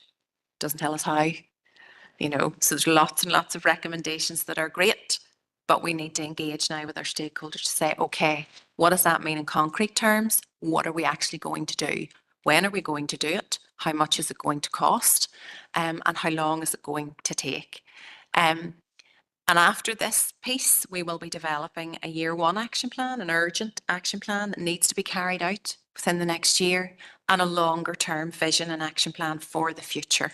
So it is that starting with the end in mind and working back to develop those short, medium and long term actions. And keeping an eye to our policy, because it may be that we do need to look at new policy. We may need to let our policy evolve in this space, but ultimately getting that action plan in place, year one action plan, followed by that longer term action plan, and implementing it. But back to what I said about data, measuring the success of what we're doing, so that we don't just have a lovely action plan sitting there and nothing happening. So it's keeping on top of that. Next. There are just some things that, for information, if you want them, they're the next steps that we have. So our policy statement is out there. We've currently launched a transition survey for parents and carers and children and young people with special educational needs, asking specifically around transitions to adulthood. We want to find out more about that and how we can improve that, working with Department of the Economy, Department for Communities, Department of Health. And I won't list all of those. If you have any queries or questions on any more information you might want, please do ask. If you want to get involved, I'd be very keen for you to get involved. And if you want to move just to the next slide, you can download that or scan that QR code, and that'll take you to a very short questionnaire to tell us what areas you're particularly interested in. We don't want to come out to everyone with everything. That would be overload. Tell us the areas you're interested in and we'll be in touch. And there will be a series of engagement sessions in the next few weeks and months. Thank you. Happy to take any questions. Thank you very much, Janice. I've Councillor Paul Boggs, my first indicated speaker. If anybody else wishes to speak, please let me know. Chair, and can I first of all declare an interest as a member of the GTCNI and also the NTO, and thank Janice for a very, very informative presentation. from start to finish, and you have covered an awful lot in that, which is fantastic. And I suppose your approach of we know the issues, so there is no need to rehash them. I'm going to stick with that as well, not just to save time for members, but also that we know them. They're out there. It's our children, our nieces, our nephews, our grandchildren that we see every day experiencing them, unfortunately. And I think there's a couple of things that the presentation touched on, but one in particular that I think we've talked about in this chamber before is there has been a serious lack, and as the education system has changed so much, particularly over the last number of years, whenever you look at like specialist provision within a mainstream setting. I was teaching in a school just before December, and we only just in September time got, in December I left, sorry, in September we only first got that provision, specialist provision within a school, which has significant need in terms of special education. So I think we are late to the party in moving to that space. And I totally agree with you in regards to that there are some people who are skeptical that has become an add-on to mainstream education, where those children would be best placed or should be in special educational needs settings, such as our special schools. But that, as you say, isn't actually the case. There are children who can thrive, and I often hear people saying they can cope in these settings, they can thrive in these settings. It's not about coping, it's about reaching maximum potential. But for pupils like that who then become adults, and this is the point that we've talked about before, there is a serious lack of input from those people who have went through the system. If you were looking to create a better transport system, you would speak to people who use transport every day. If you were looking to improve your restaurant, you would speak to people who came there last weekend to see what they like and what they didn't like. But whenever we are trying to improve how we treat all those people involved in the special educational needs process, from pupil right through to external agency, we do not talk to the pupil when they then become an adult and move on. And I think that point was made very, very well by yourself. I suppose before coming here, and I should have said from the outset as well, I recognise that this is an issue that is best dealt with by MLAs in an assembly and an education committee, liaising with the department, scrutinising the plans. The invitation was extended to yourselves, obviously, before we got to that stage a number of weeks ago, but I still think it's useful for members, and because we obviously engage regularly with parents who are appealing processes, trying to speed it up, as you have talked about already. But in preparation for coming here, I also took the opportunity to engage with local principals within my area in Strabane, and one of them took that engagement very seriously, sent me through a 3-page report from that them and their Senko put. And I think that alone, principals taking the time to sit down with their Senkos and putting work into a document that was only for a local councillor, shows how energised and enthused they are about the need for change and progress in the area. But one thing that they did highlight over and over again was the severe lack of face-to-face training opportunities for people to go out of schools. And I know that feeds into a wider problem in terms of staffing and cover isn't what it used to be. Before I would have trained to be teaching, the people who were training us in St Mary's and Belfast would have said that they were out of a course every week. They might have been out of 2 or 3 a month, whereas those opportunities aren't there for staff anymore. So I think that's something as well, just to, from a local perspective, from people that work in our schools locally, are saying any review of special educational needs to ensure that staff are trained properly and able to deal with what is being put in front of them. So just a couple of questions for those points. I suppose you talked about the number of parents who want to jump from stage 1, skip stage 2 and go to stage 3. There was a statistic, and I can't remember offhand now where it came from, but it more or less said that in kind of the Belfast region of the north, there's something like 50-50 more or less of school referrals versus parent referrals, whereas within our own districts in the northwest, it's purely based on 95% of school or in and around 90% of school referrals. And I suppose the question that I have for the department in relation to that is, do you think it is better? What would you say is better? I know what my colleagues or former colleagues would say is better, but how then would you maybe ensure that those parents that are jumping, the 95% or the 50% of parents who are jumping quicker than the 95% in this area, how do we ensure that they are educated, informed, best placed to know that the process is far from perfect? And I think you've recognised that within your presentation. But how does the department, particularly now as that forerunner, how do we ensure that the parents know this is the process, this is why it is best, and how is that being communicated? And then I suppose going forward, and the department will obviously do it, but I suppose, is there any engagement going on at the minute with the new education minister and with his officials to ensure that when that 1 year urgent action plan comes out, that it is urgent and it is financed and it is resourced, that's both with money and with staff, to make sure that the urgency of calling it an urgent 1 year action plan is actually respected. So I'll leave it there, Chair. Thank you for your indulgence, and thank you very much again for the presentation.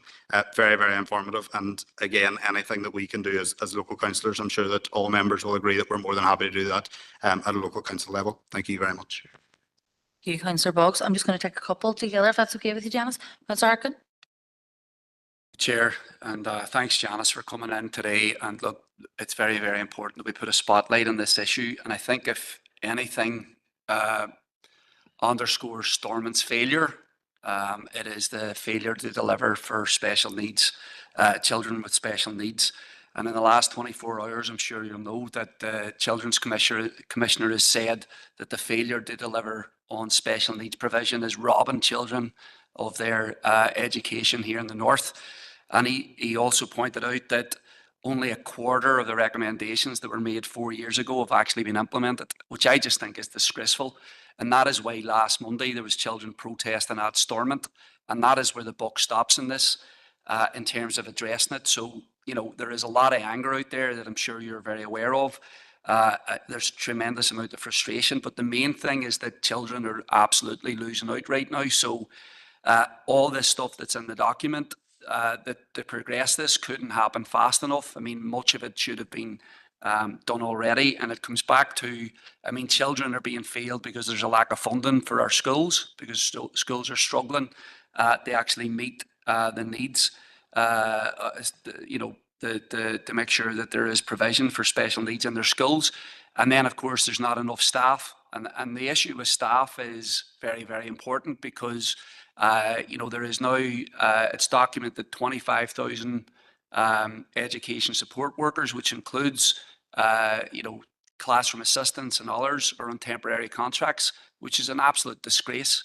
How can that be the case? We're constantly told there isn't temporary contracts, but that's in our education system right now. And I think the failure, I mean, look, Stormont came back telling us there was going to be money for fair pay awards, but nothing for, you know, a lot of education assistance, which includes special needs workers in the classroom. And that's why there is the threat of more strikes right now. And this is cross-cutting because it's not just the Department of Education and for the Education Minister, it's for the Finance Minister as well. There needs to be a solution because you can't implement these plans without proper funding. And that's what come down to it. So look, I think the thing is, it's very important for us as a council to be fully aware of the pressures in the schools, the anger that parents have, what children are losing out on in terms of not seeing their needs met. And I think as a council, we have to be on the front foot lobbying to make sure that this is properly addressed. It hasn't been addressed. That's the problem right now. Stormont came back without a plan. And that's why we're seeing parents out, you know, straight away up at Stormont with posters saying, "My child matters."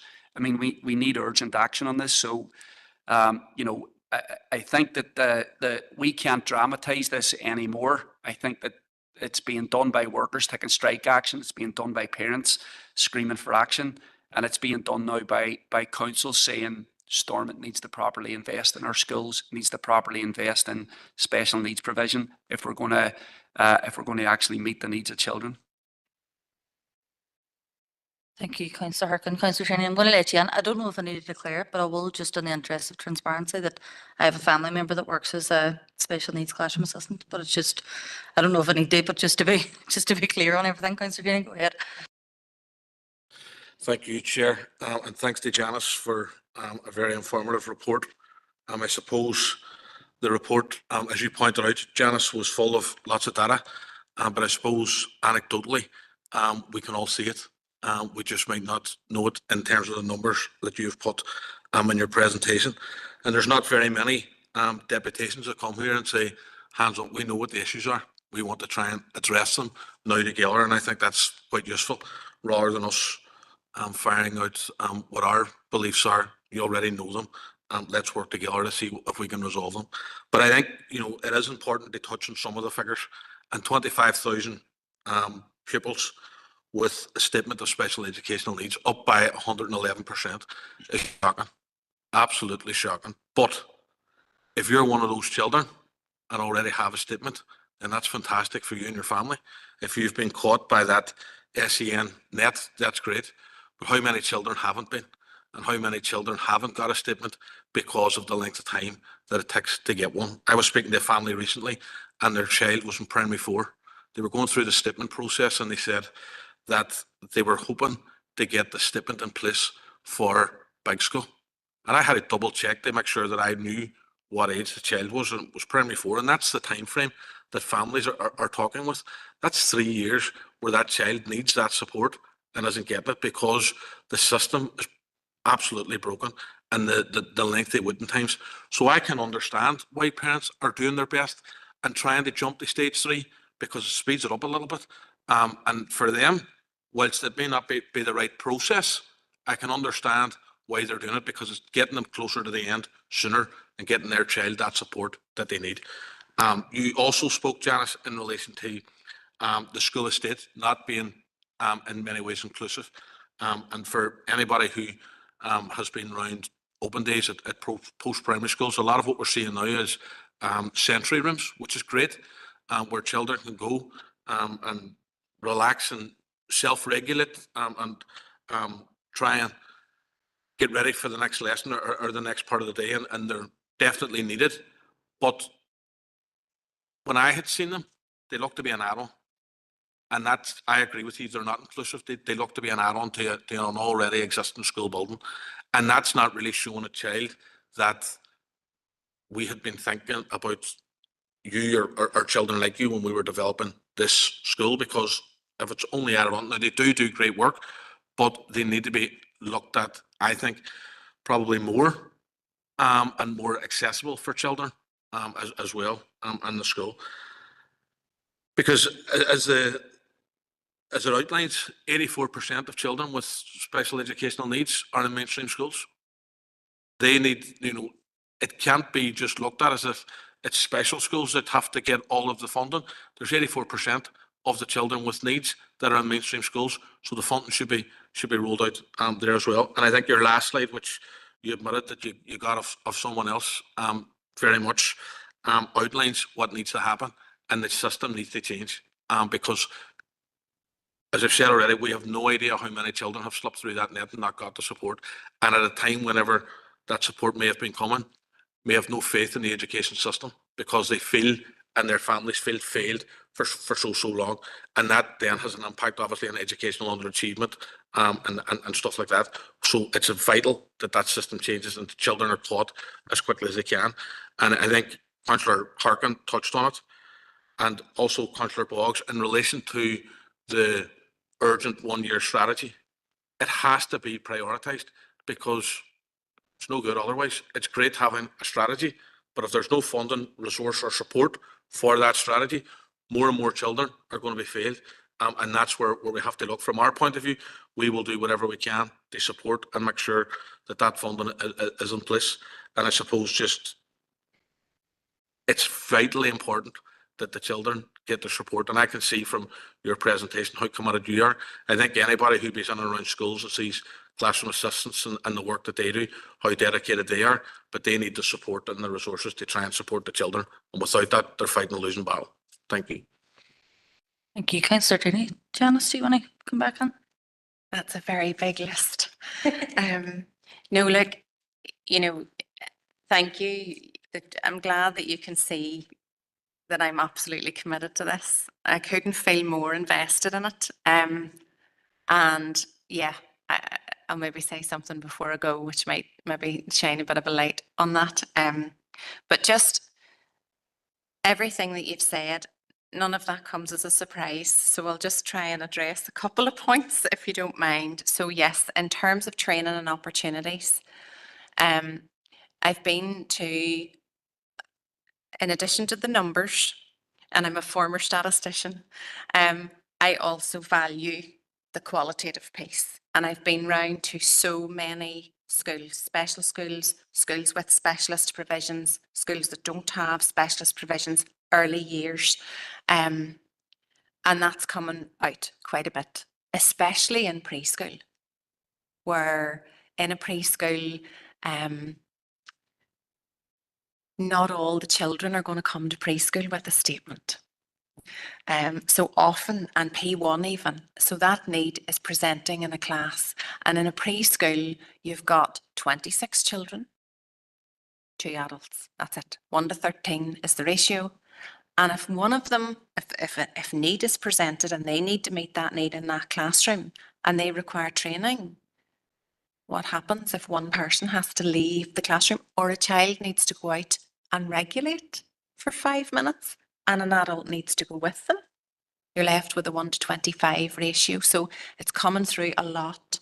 And that's that piece under that work stream around professional development for everyone in our system.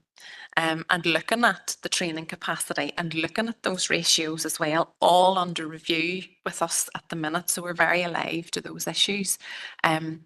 On a wider, I've already talked about classroom assistants, so I don't need to rehearse that again.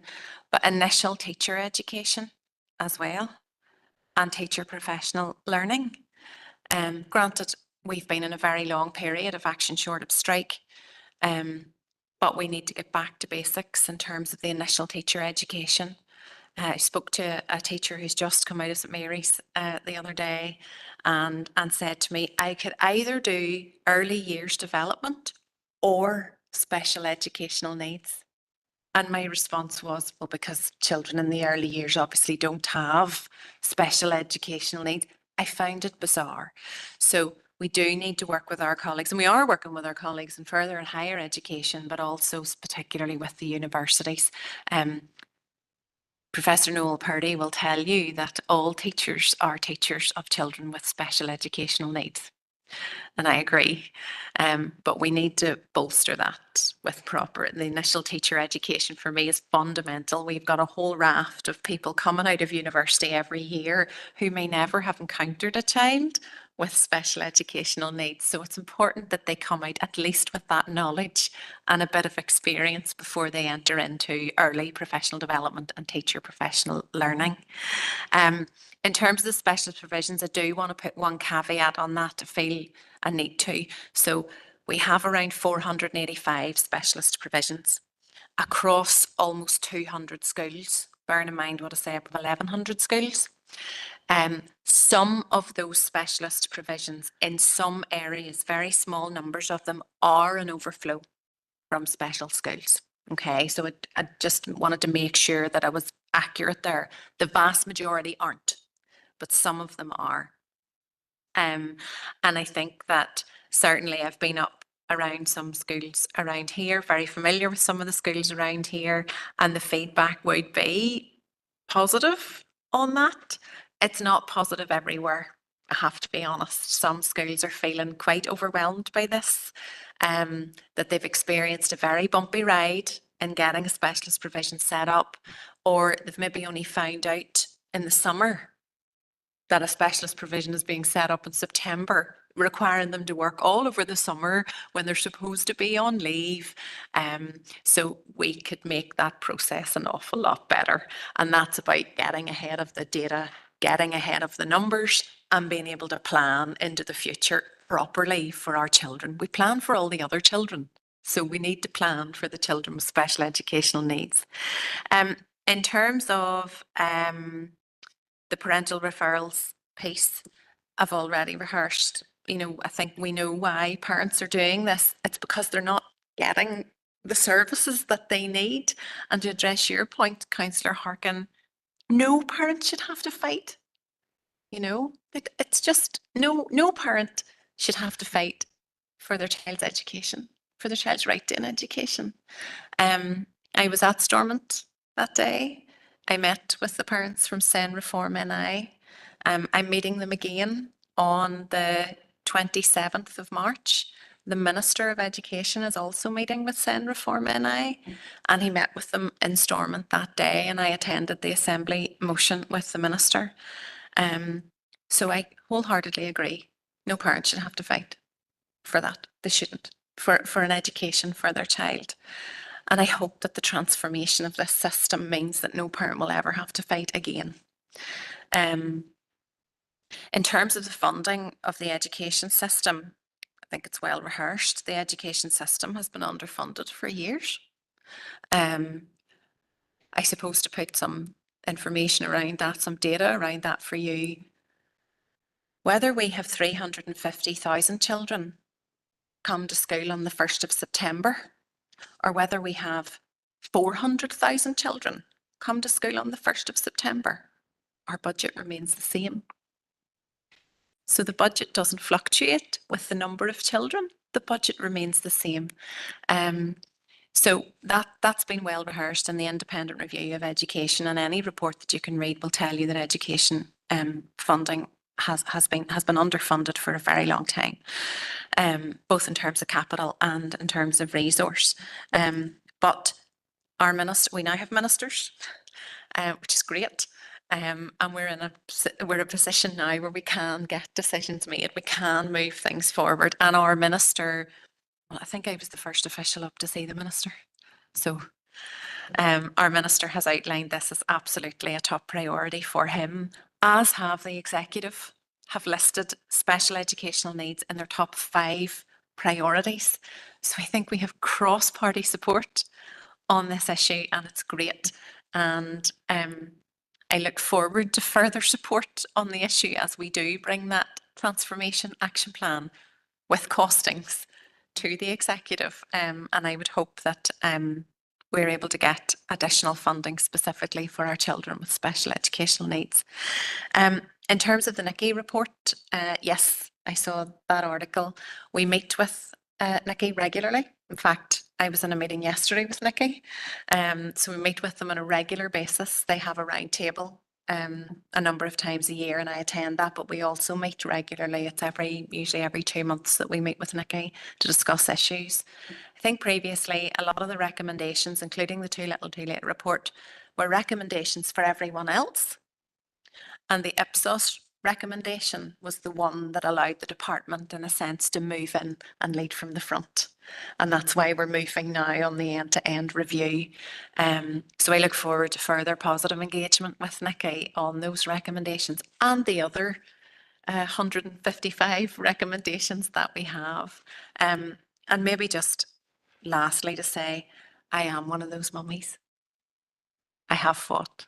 So that's why I'm in this job, and that's why I'm fully invested in delivering. Thank you very much, Janice. Alderman Cook was having some issues in the chat box, so she has a wee comment to make. So I said it later on briefly, and then we'll close up and let you go. Thanks, Chair, for letting me in, and I'm so sorry, I'm not sure what's going on with my iPad, but thanks very much, Janice, for your presentation. It's an issue that's also very close to my heart. I have a wee young nephew with special educational needs, and I see the struggles that my sister faces as a parent every single day. And I see the struggles also that the schools face, and most importantly, the child, my wee nephew. The statistics from 2004 to present, and which shows the increase of children with special educational needs, shows that we need an increase of investment here, and that's an absolute understatement. And I have every faith in that our health minister will do what he can within the budget constraints, and that we as a party will continue to lobby for this. So thanks very much for letting me in, and thanks, Janice, again for your presentation. Thanks very much, Alderman Cook. Is there any other wee comments you want to make, Janice, or are you? I'm okay, just to say thank you. I know that took a really long time, but our children with special educational needs deserve it. They deserve the platform. So thank you for your patience. And I'm going to drive home a couple of hours now to my wee man to meet his needs when I get home. So thank you so much for listening, and thank you for any support that you can give us in this space. Thank you very much, Janice, and safe drive home.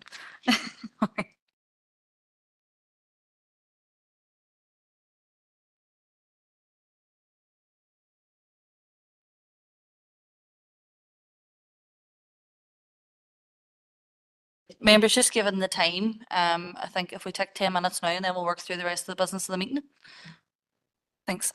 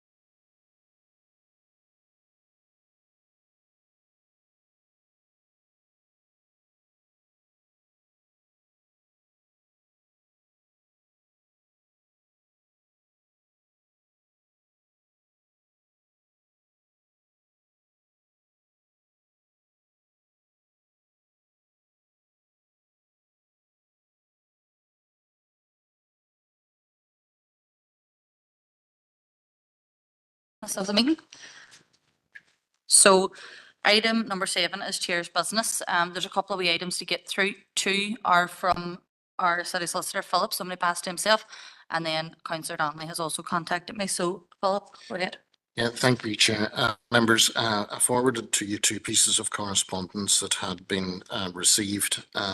First of those pieces of correspondence was an email from Fermanagh District Council in relation to the council's participation in the the public inquiry in relation to the gold mine members. Now, I appreciate members are going to need more information in relation to that before they could talk about it in any degree of detail. So I was simply bringing that matter to members' attention, bringing it formally to members' attention today, but I would propose to bring back more information to members before the full council meeting when it could be discussed in more detail.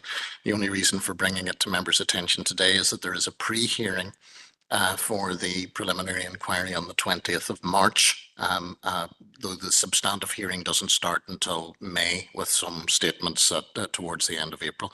We do, as you know, members provide legal support to Fermanagh District Council through the service level agreement, so we are actively participating and supporting the council through that at the present time in any event. So members are content. I'll just move on from that piece of correspondence and we can deal with it in more detail at the full council meeting. Members, then the second piece of correspondence, obviously the Chief Executive had brought it to your attention yesterday, which is in and around the remote meetings legislation. So members, you've seen the letter from the Department for Communities dated the 1st of March. The coronavirus emergency legislation provided the councils with flexibility to hold meetings by remote or hybrid meetings, included an enabling power for the department to make subordinate legislation in relation to that. The order in relation to the ability of councils to hold remote and hybrid meetings has been extended a number of times by the department, with the current extension running provisionally to the 24th of March 2024. However, members, the order expires 40 days from the date of being made, that 40 days being the date being assembly sitting days, and consequently that brings forward the expiry date of the legislation from the 24th of March to the 6th of March. So the legislation will expire. The last day when the legislation will apply will be the 6th of March, which is obviously important for this council from the point of view of Planning Committee. The Communities Minister has decided not to extend the order under the coronavirus legislation, and consequently, members, there's currently no legislation, or there will be no legislation in place for the councils to be able to facilitate members being able to attend council meetings remotely after that date. There is a power for the department to make regulations in this regard under the Local Government Meetings and Performance Act, Northern Ireland 2021.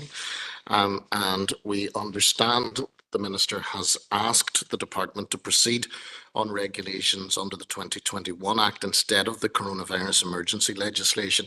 And our understanding is that whilst we have no timeline for the implementation of this new legislation, that the drafting of that legislation is already well advanced. The position, therefore, regarding members' attendance at full council and committee meetings will revert to the position prior to the coronavirus legislation.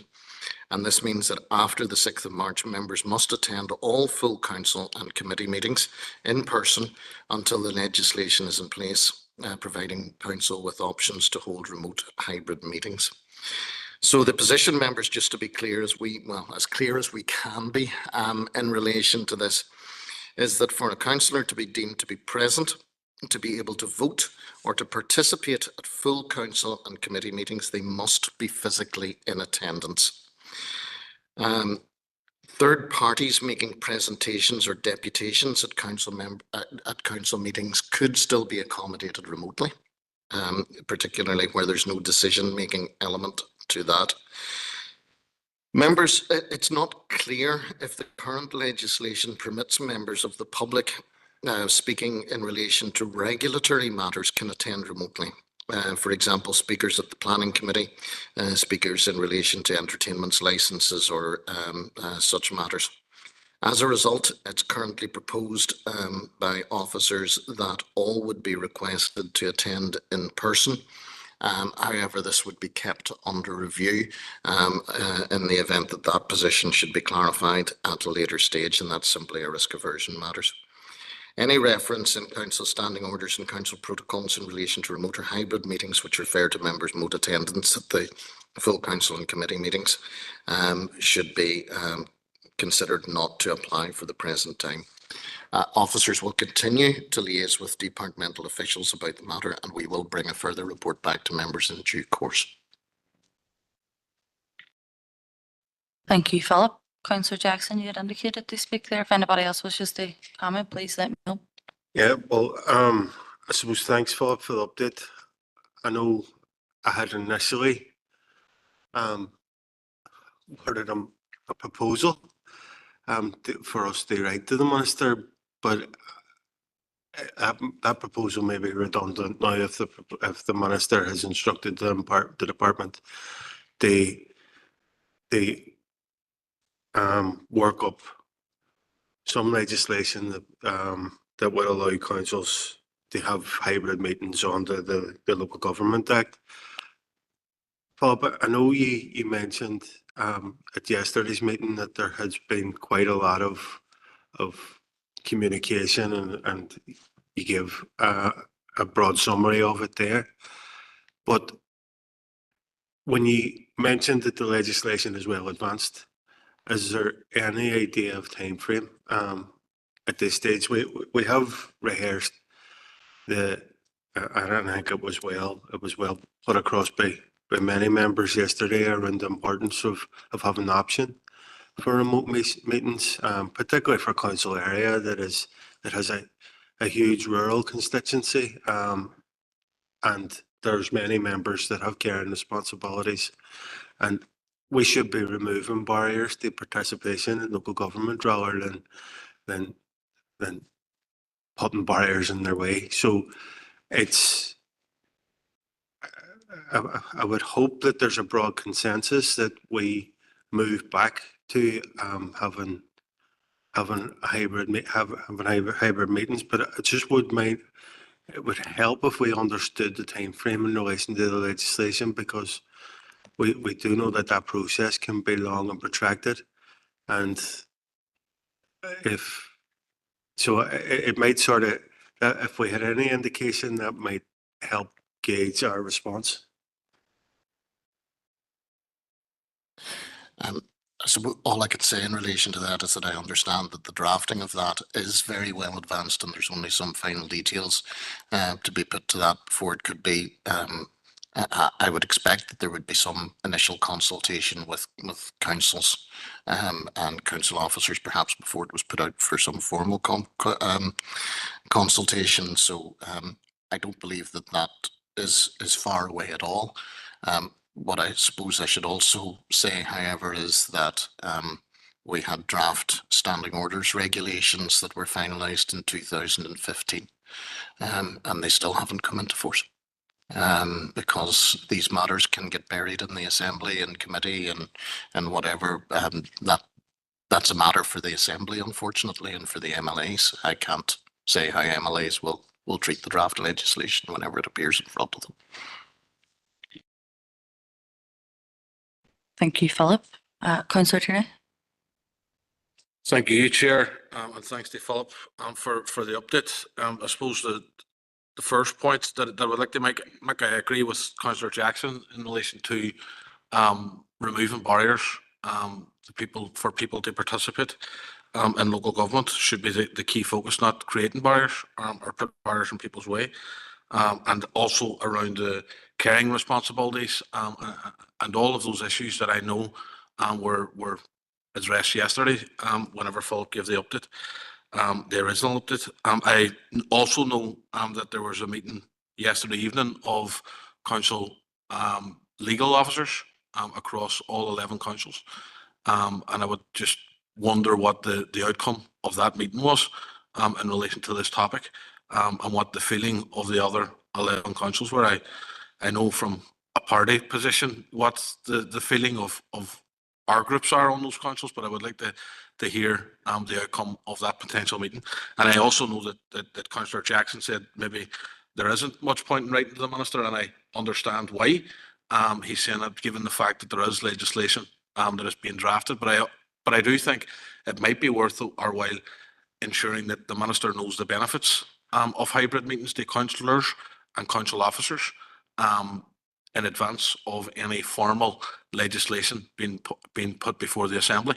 So I do think it might be an opportunity for us, and it should be something that we should consider, is writing to the minister and making sure that they're aware of this council's view on the benefits of hybrid meetings, given, as Councillor Jackson has said, the large rural constituency that we have within this council district.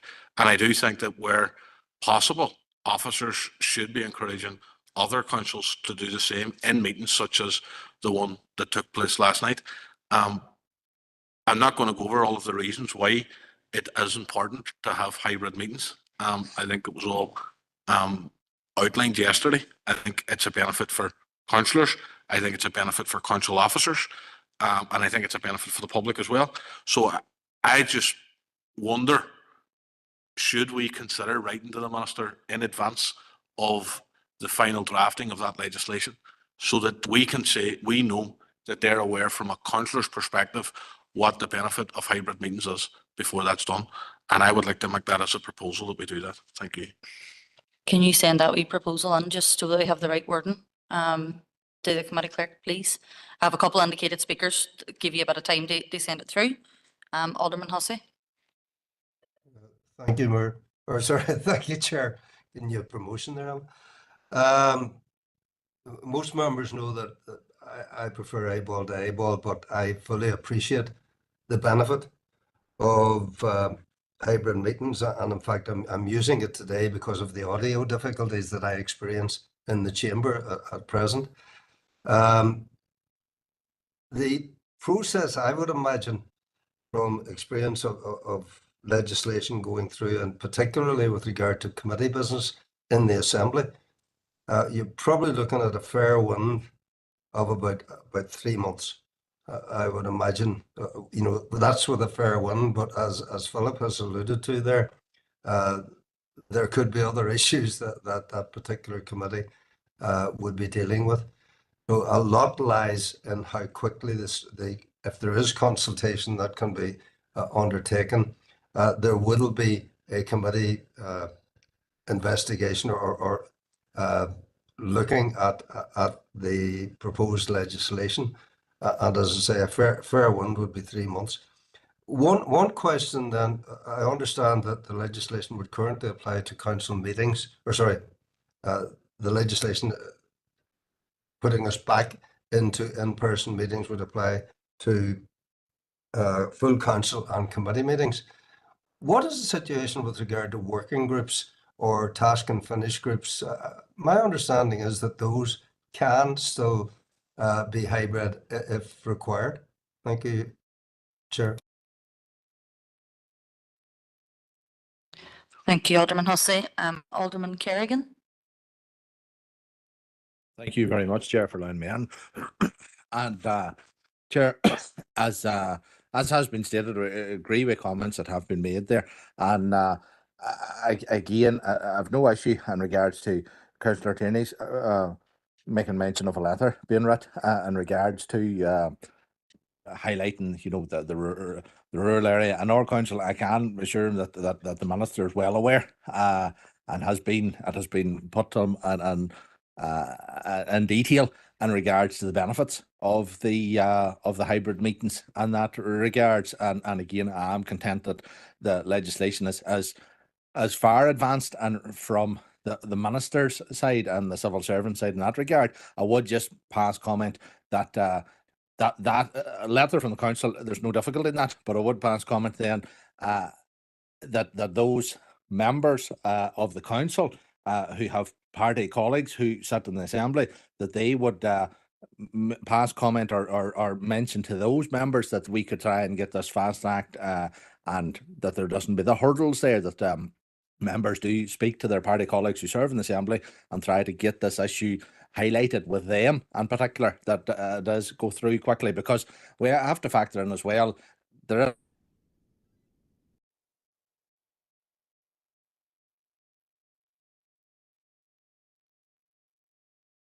Thank you, Alderman Kerrigan.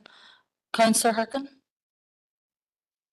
Thank you, Chair. Yeah, look, when we heard about this yesterday, I think I was surprised, even astonished, partly because during COVID and the period after, we had so many conversations about the benefits of hybrid and the idea that it was here to stay.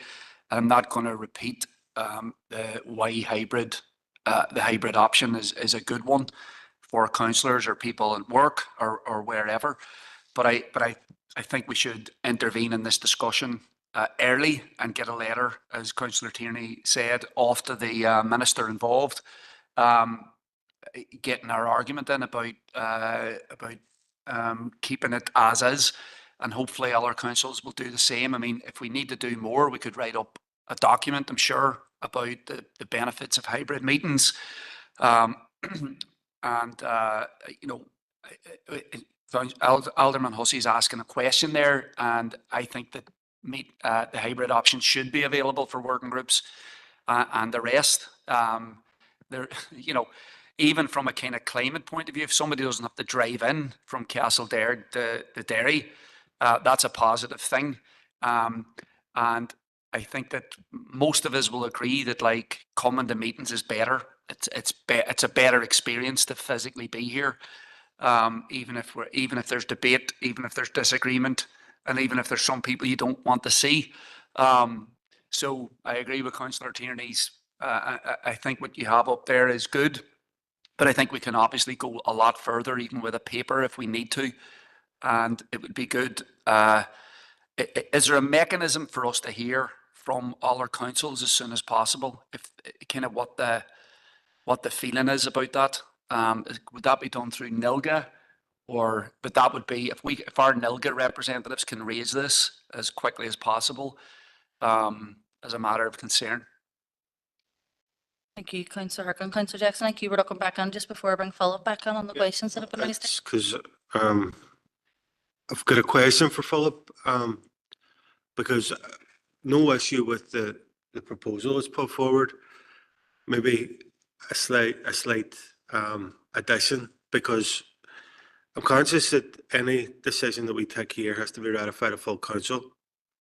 Given that the current provisions, although the extended provisions are due to expire tomorrow, and it seems like the most logical way forward would be to ask the minister to extend the provisions under the Coronavirus Act until such times as the Local Government Act is that legislation is complete. So rather than waiting 3 months or perhaps longer, we should be asking the minister to extend the current provisions longer.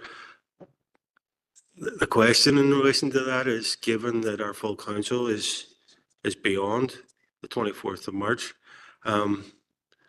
does that mean that that's null and void, and it would take new legislation to enact that? And one of the things that, and it's not to be included in the letter, but it's only right to highlight our frustrations. We've been notified of this, as council corporate have been notified on Friday, less than a week's notice. I think that's disgusting, and it shows a complete disregard to local councils. And this is the minister that we're asking to understand the pressures the council's under, whereas it's the minister that we're lobbying to understand the importance of the rate support grant. No, so if for this particular minister to show complete disregard to councils, and it's extremely disappointing. But we are where we are, and I think the most logical way forward is to find a way to extend the provisions on the Coronavirus Act to such times as the Local Government Act can be amended. So we bit of advice or guidance in relation to that would be appreciated. Thanks, Chair. Okay, thank you, members. I'll just take those points as they're received. Firstly, yes, there was a meeting of the legal officers group yesterday evening. We like those meetings to be secret, so whenever I find out who divulged the information that there was one, there'll be consequences. The commentary that I've given you this evening, members, is the general consensus of the legal officers throughout the councils, that there is certainly certainty and clarity in relation to the position in relation to elected members and their attendance, that there is some lack of clarity in and around the position of other people at council meetings, such as in relation to planning committee meetings, etc. Hence the precautionary approach that we're recommending in relation to that. That's a risk-based approach, and other councils may take different views in relation to that going forward, and indeed it would be open to this council to consider that further in due course as well. In terms of working groups, from Councillor Hussey's question, that position is also quite clear. The legislation doesn't apply to working groups, it doesn't apply to task and finish groups, so those can continue to be held remotely as required. Councillor Harkin raised a question in relation to the position of a joint position of the councils. My understanding is that there is scheduled to be a meeting of the NILGA executive within the next couple of days. I have had some discussions with NILGA representatives this morning, and that would be the forum for that issue to be addressed there. The position in relation to the extension of the provisions of the COVID Act is difficult from a practical point of view, I think. Certainly, if the legislation expired on the 24th of March, I don't think there would be any problem with making such representations, leaving aside the council's difficulty, but we would find a way. But the legislation expires tomorrow. And I don't know that even with action being taken by that time, whether, I mean, some of the members may have more knowledge of assembly procedures than me, but my suspicion is that there would not now be time for the Assembly to extend that legislation in any event, and the legislation will therefore fall. And my understanding is that once the legislation falls, it would require fresh legislation. It can't be simply revived once it's fallen. So that's the position in relation to that. Members, I'm loath to make comment in relation to a proposal from the floor, but I do wonder if obviously officers and the council will consult and will be consulted in relation to the legislation, and consequently therefore that statement within the motion which says are considered before the final drafting of the legislation. You know, we will be engaging, we officers, members, I'm sure will be engaging. I would not like the department to interpret that in some way or other as a reason for putting a brake on the drafting of the legislation. And perhaps members might want to consider a request that the correspondence urges the department to bring forward this legislation as quickly as possible. But that's a matter for members, and I couldn't possibly comment. Thank you, Philip. That's a lot of questions. Anybody have any further comments or even on the proposal that we have? And in terms of amending the proposal, I think that it's something we should consider. Go ahead, Councillor Tierney. I'd enough to make the change. It's just the initial reason, as I've already outlined, is to make sure that the ministers are aware of the benefits.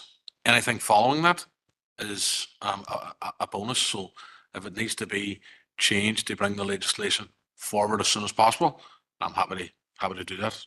No problem at all, if that can be changed. I'd be happy to second that amendment if I can. Do you want me to give you the wording? We second just. So far, go ahead. Just a brief question, Chair. So this legislation expires tomorrow. Does that mean that any council committees or full council from Thursday onwards, that there will be no WebEx invites? So there'll be nothing sent out at all, and the only way you can attend is in the council chamber. Is that the current position?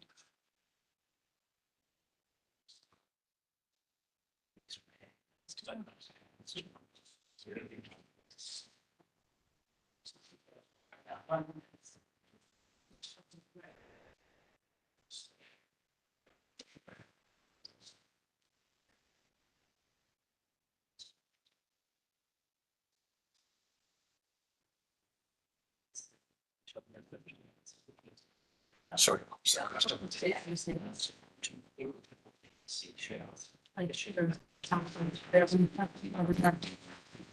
The staff for tomorrow, is there a waiver exemption for committees and councils? So, members, sorry, apologies, councillor Farrell. The position, what's currently proposed in relation to the position of members and is that a WebEx option will still exist to facilitate members to log in to meetings and hear meetings even whenever they're not in attendance. There is also the YouTube option. The reason for the WebEx option at the present time would be to facilitate such things as deputations and matters such as that. We are working through the practicalities of that, I have to say, as officers, in terms of the necessity, for example, to have an IT person present here in the chamber and so on, and as to whether or not that's practical going forward. But for the time being, we will still be issuing WebEx invitations. However, and this, I know this does seem strange, a member who appears on WebEx will not be present at the meeting. They will not count towards the quorum for the meeting, and they will not be able to participate in the meeting in any way. So whilst they'll be able to listen in, the chair of the meeting will not be able to bring them in for a clarification or anything of that nature, even though they're on WebEx and even though they may not be a decision maker and a member of the committee. That seems to be the position that we find ourselves in with the current legislation and with the current interpretation of the courts of the legislation in England. So that's where we are.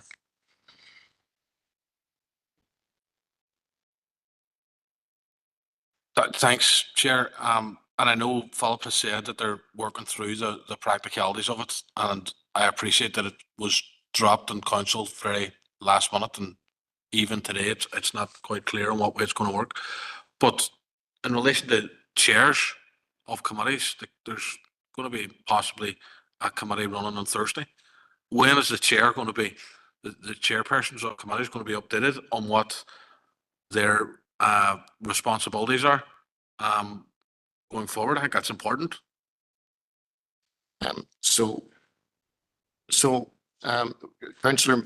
Councillor Mooney, I can assure you will be updated tomorrow at the pre-meeting for the planning committee. So that takes care of Wednesday and Thursday. The chairs of the meetings next week, yes, we will be corresponding. I mean, obviously we know the position. We want members to have an opportunity of considering and raising their concerns in relation to the matter today. But assuming members are content that this is the correct approach that's being taken in relation to the matter, then we will write to the chairs of next week's committees to let them know that that's the position. And obviously in their meetings with the officers, the lead officers in relation to each committee as well, they'll be kept briefed and updated in relation to that. Okay, we have a proposal. The amendment has been proposed and seconded. Haven't heard anybody against that, so we'll take that as the proposal. Does anybody else wish to speak on the proposal? Are we happy enough for it to go ahead? Yeah, okay, and hopefully we can get this reversed and get hybrid back. So we'll move forward with that action. And moving on, Councillor Donnelly has also contacted me for chair's business. If you want to go ahead, Councillor Donnelly. Good Chair, and thanks for letting me in, even though the obligatory 24 hours notice wasn't possibleness. It was about an incident in the Brandywell last night after there was a fault in the alarm system, and for a number of hours, I think it's from 10:30 on, there was a continuous booming of a drill or ordering people to evacuate. And this, Chair, has caused considerable anger. It's been over social media today, and it's been on some news sites, and caused sleep deprivation over a considerable area, including the Brandywell and parts of the Bogside. It's heard as far away as Cable Street and Garden Square, and it had been heard in Creva Heights in Craigan, where one resident described it as almost from a scene from a horror film, The Purge. And, whilst I didn't hear it myself, but there's a lot of angry people in the Brandywell today whose children have, it was a sleepless night for them, and for children and young people, and for people that had to get up early for work this morning. There has been an apology by council. I've seen it on one of the news sites, but there hasn't been an explanation. And I think that council owes people an explanation, and not only an explanation, but they need a reassurance that council will do everything possible, that everything possible will be done to prevent this happening again. And apparently this isn't the first time, Chair, it has happened, but it's certainly the longest and most continuous. So if people could have an explanation and a reassurance, and thanks for letting me in, Chair. Yeah, thank you, Chair. Members will be aware that the council has issued an apology in relation to the matter. We are looking at establishing what the cause of the issue was, and whether it's in any way connected with the works which are currently being undertaken at the Brandywell. I am certainly more than happy to confirm that once we have information, that information will be provided. Those that were affected are entitled to an explanation as to what happened in relation to that, and we'll certainly be taking steps to ensure that the problem, once it's identified, matters are put in place to ensure that the problem doesn't occur again. More than happy to provide those assurances. Thank you, Philip. Happy enough for that, Councillor Donnelly? Aye, perfect. Okay. Okay, folks, so we'll move forward to the rest of the class. So item 8 is the matters arising from the open minutes of the Governance and Strategic Planning Committee held on Tuesday, the 6th of February. Have we got any matters arising from that meeting? No? Okay. So item 9 is the draft improvement performance objective to 24-25, pages 73 to 114. And I'm going to pass to Ellen for that report. Thank you, Chair. Purpose of this report is subject to members' comments to seek your approval for the release for consultation of the draft improvement objectives for the Council for 24-25. As indicated in the report, it's a requirement under our performance improvement duties to identify improvement objectives annually, consult on them, and then prepare an improvement plan by the 30th of June annually. Accordingly, as I say, officers have reviewed the existing improvement objectives and updated as necessary. And in order to sort of facilitate a extensive consultation exercise, we're requesting that we subject again to your comments, release for consultation these draft objectives as soon as possible. And obviously, if members have any feedback or comments they themselves would like to make, we would be very keen to receive those. So as I say, the recommendation is subject to members' comments. Approval is given to begin the consultation exercise on the draft improvement objectives as set out in the report. Thank you, members. Thank you, Ellen. Councillor Duffy. Thank you, Chair, and thank you, Ellen, for the report. And just want to make one comment in relation to the objectives. In the report in 3.3, you said that one of the objectives from last year was removed as it was no longer relevant. I think that it should be included in this year's objectives as well. I mean, it was in relation to the impact of the cost of living and other price increases on ratepayers in the district and reducing council net costs. I think that's still very relevant in terms of where we're at. I understand that we did set up the finance working group and work through significant issues, But I think that that's really important, that that work continues to ensure that we're not placing further burden on ratepayers, that we don't have to, so that every opportunity is taken to look at the issues in terms of our finance and ensure that we are getting best value and value for money. So I would rather that objective, as it stood last year, remain for this year as well. Thank you. And if that needs a proposal, I'm happy to propose that. So that's proposed and seconded by Councillor Jackson. Do you have that included? Any other comments on this report? And are we happy to propose the recommendations within the report with that addition for the year ahead? Happy enough? Yep, happy to propose that, Chair. Propose, seconded. Yep, perfect. Okay. Thank you, folks. Item 10 is the Directorate Delivery Plan for 24-25, Strategic Plan and Support Services, pages 115 to 176, and I'll pass that back to Ellen. Thank you, Chair. This report sets out and presents for your consideration and approval the Directorate Delivery Plan for the Strategic Planning and Support Services for the 24-25 year. Again, as I say, this is sort of an annual occurrence, and basically it forms part of our performance improvement framework. There's a standard template which is used for each of the directorate plans, and the details of that are set out in 2.2. And again, as I say, it's highlighted under the key issues. The annual plans themselves actually help as a communication tool for staff and public, and also, as I say, help in terms of that journey of continuous improvement. The report in front of members, or the recommendation in front of members, is subject to your comments that the delivery plan for 24-25 is approved. Thank you, members. Thank you, Ellen. Councillor Jackson. Remember, Chair, and thanks, Ellen, for the report. In relation to the improvement delivery plan, under AS5 on page 151, there's targets there in relation to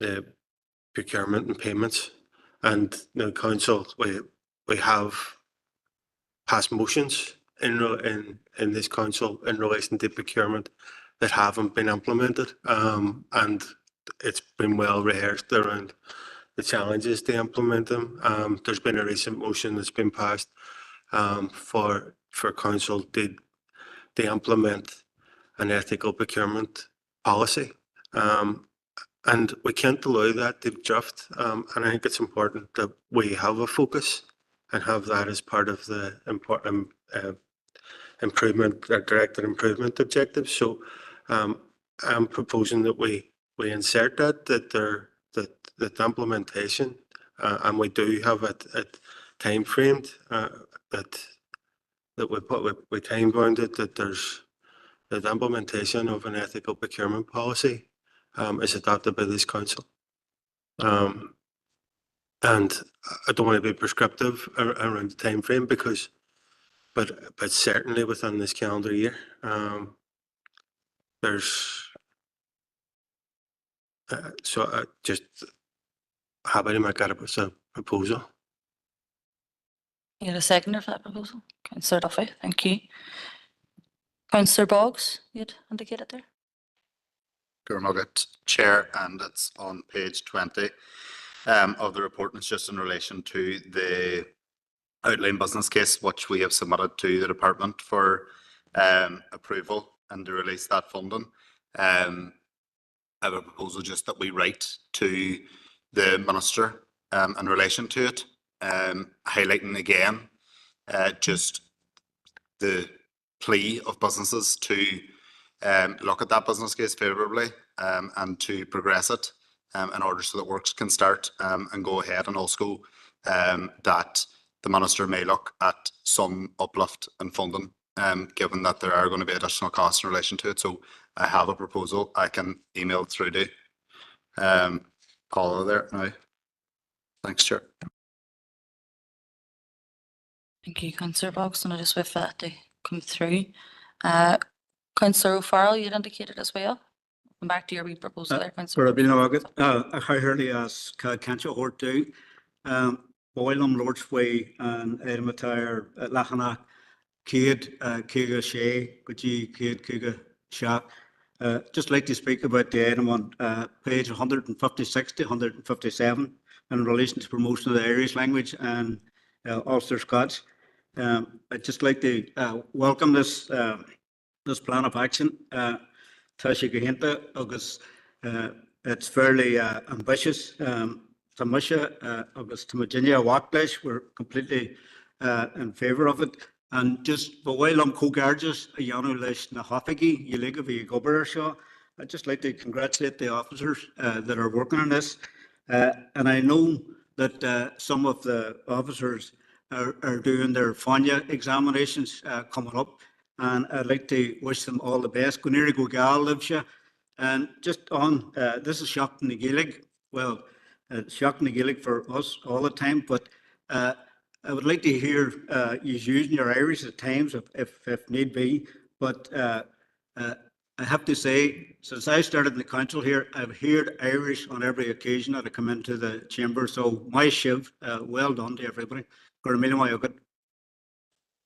you, Councillor Farrell. Councillor Bosch, your proposal's on the screen. Do we have a seconder for that proposal? Councillor Duffy, and would anybody want to speak to it in terms of the Strabane Town Public Realm Scheme and just raising the issue of the business case with the Minister for Communities? Am I happy enough for that to go ahead? Happy enough? Go ahead, Councillor Tierney. Do you want to read it or? We can just go. Go. That's all right. I'll give you a wee second.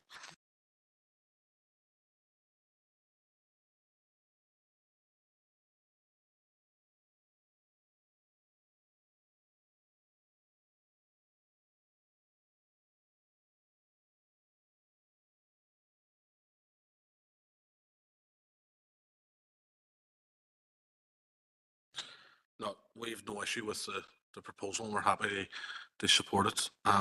No issue whatsoever. If it's going to get increased support, financial support for that particular scheme, we're happy to support it. I just have one question, if you don't mind, on Councillor Jackson's point, which I agree with, but you'll appreciate that it's quite a long report and you're sort of flicking up and down to catch up. In the inclusion of what Councillor Jackson around the procurement issue, was that at AS5? You were look, that's what it was. No bar. Just wanted to check that, Chair. Thank you. No bother. Thank you. So that proposal's proposed and seconded. So we'll pass that on. Councillor Duffy, you had indicated you want to speak, and then I've got Alderman Hussey. Chair, again, and thank you, Ellen, for the report. Just one we comment in page 155 in terms of safeguarding of children and adults, in terms of training, etc. There's no mention of dementia-friendly training. We passed a motion in relation to that a number of months back in terms of training for front-facing staff and members. I don't see it in the report. Can we follow up on that? That's okay.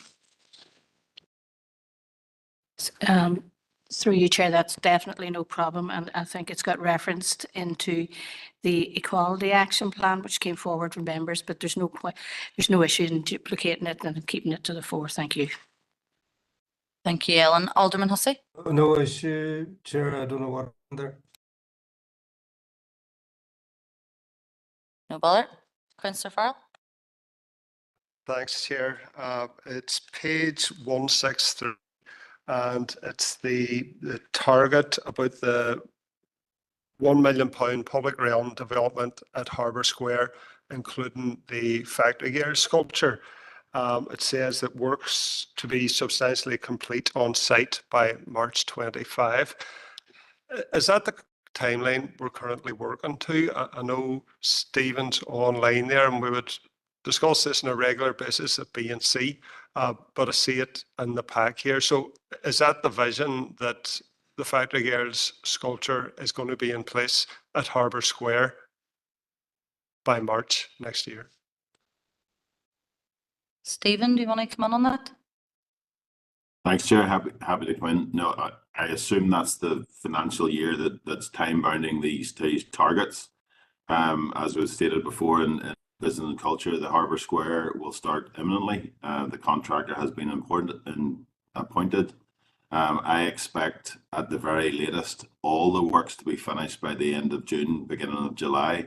I expect the sculpture to be in place probably around the end of April, with the rest of the works, the public realm works finishing that. So as I say, I suspect it's the financial year, the end of March 25, but the actual works should all be completed, I'm hoping, the end of June. That's great. Thank you very much for that clarification. There's been a number of comments and proposals in terms of that. Happy enough, Ellen, that we take those on board? Yep. Chair, can I just ask one quick question? Go ahead.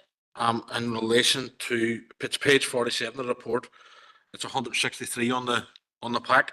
At the top of that page, CD2, development of a 2.8 million new exhibition extension to the Gas Yard Centre.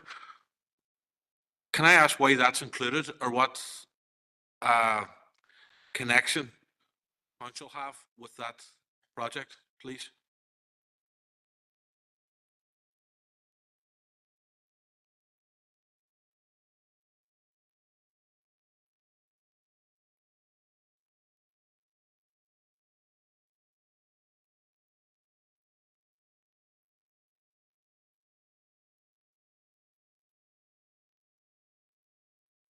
Stephen, would you be able to clarify on that, or? I can certainly try, Chair. I'm not sure. I'm assuming it's there because it's a capital project that we currently oversee. We don't financially contribute to that project. That project is funded 100% by Urban Villages. Council, with a number of papers going through Business and Culture, act as the pillar box, if you want, for the money. And I SRO the project to make sure the governance arrangements are in place and that the project is delivered on time in budget. So I suspect that's why it's there, but it's not a council project in that we don't contribute financially to the project. It's a personnel issue. We do it on behalf of Urban Villages. Thank you. Happy enough for that answer, Councillor Dana?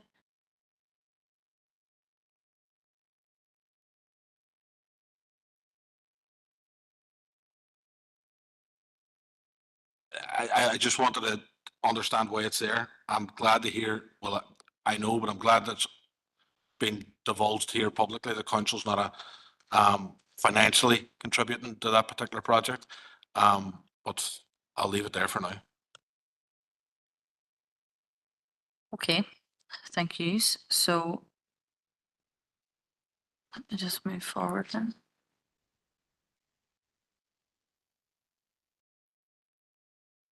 So in light of the amendments that have been made, are we happy enough to propose and second the recommendations within the report? Propose Councillor Boggs, happy to second Councillor Tierney, or Councillor Jackson, sorry. Sorry about that.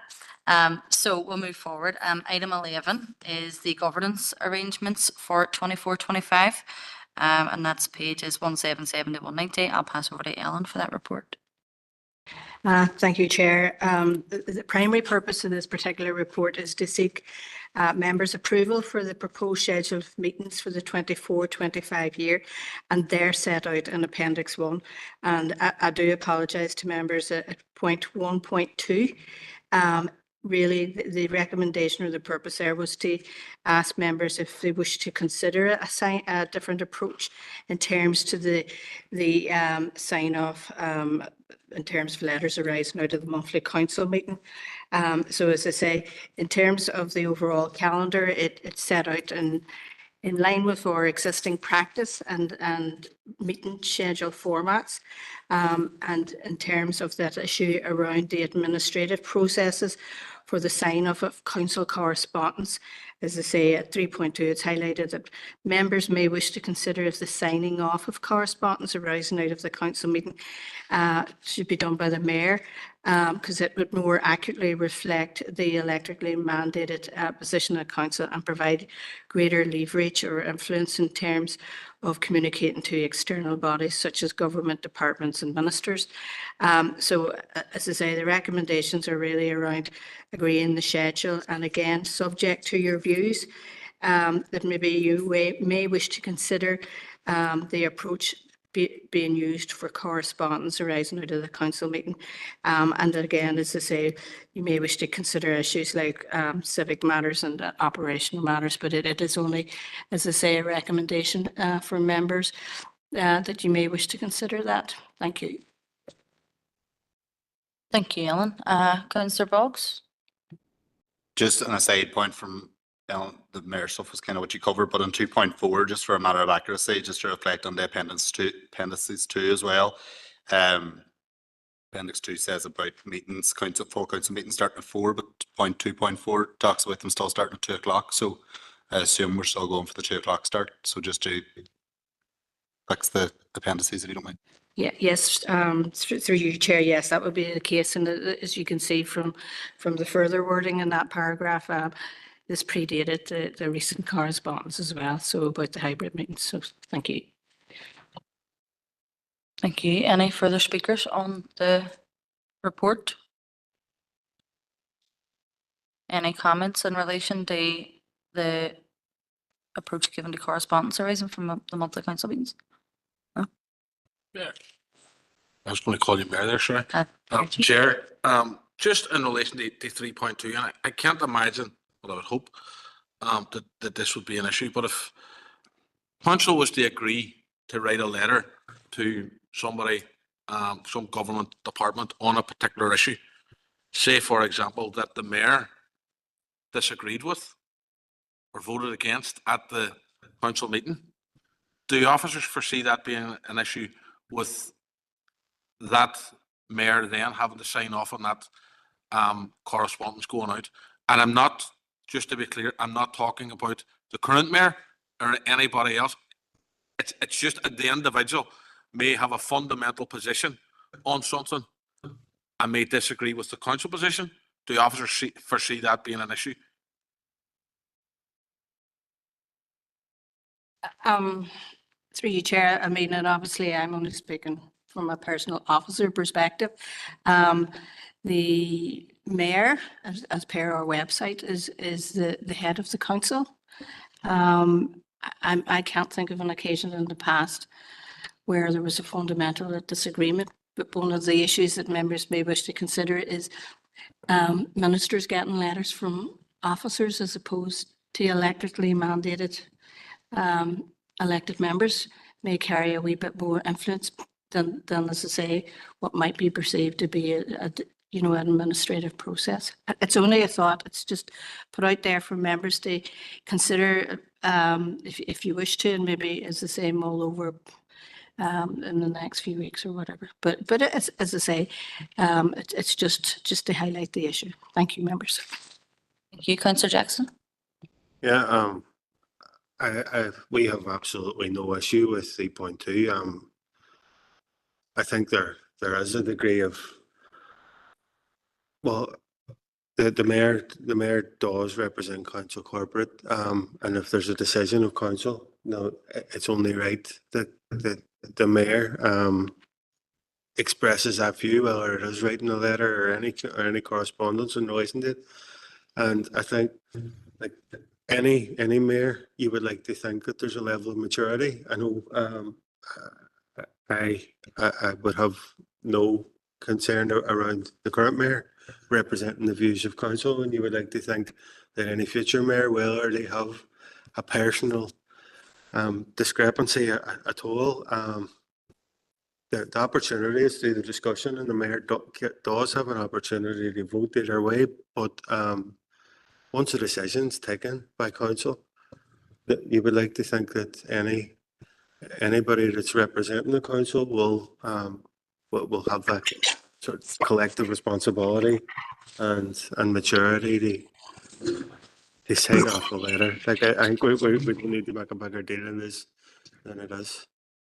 But so we've no issue with the recommendation and happy to propose if needed. Thank you. And any further? Happy to second the recommendations. Okay. Okay, folks, so we'll move forward.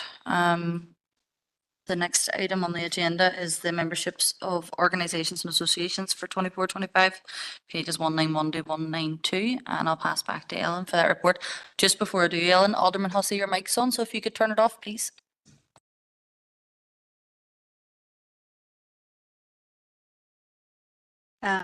Through you, Chair, this report sets out our current membership of a number of organisations and the anticipated costs for the 24-25 year, which provision has been made for.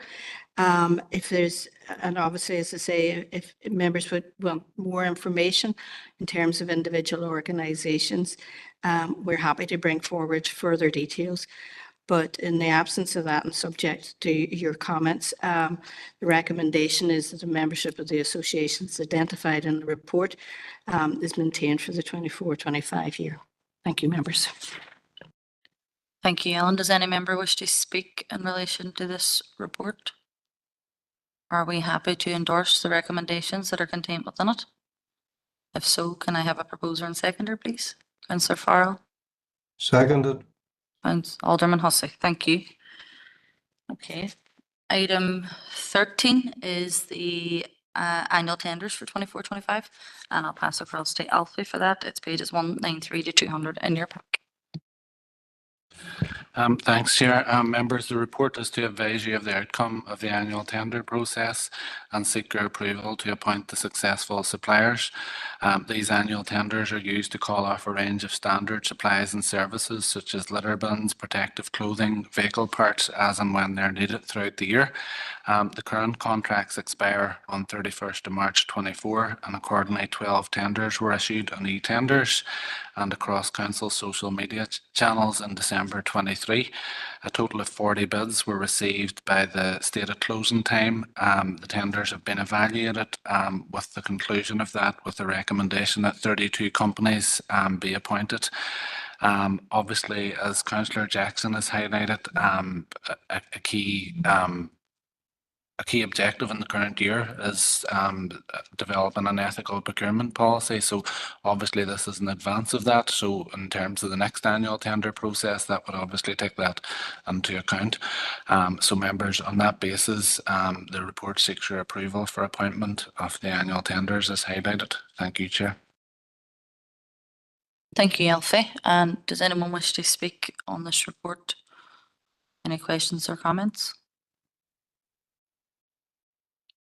Are we happy enough with the recommendations that are contained within it? And if so, can I have a proposer and second? Councillor Boggs. Councillor Jackson, thank you. Okay. Item 14 is our framework for the supply of stationery, IT consumables and paper. Alfie, are you taking that report or you'll take that on? Thank you. Members, this report recommends the appointment of, sorry, did somebody? Sorry.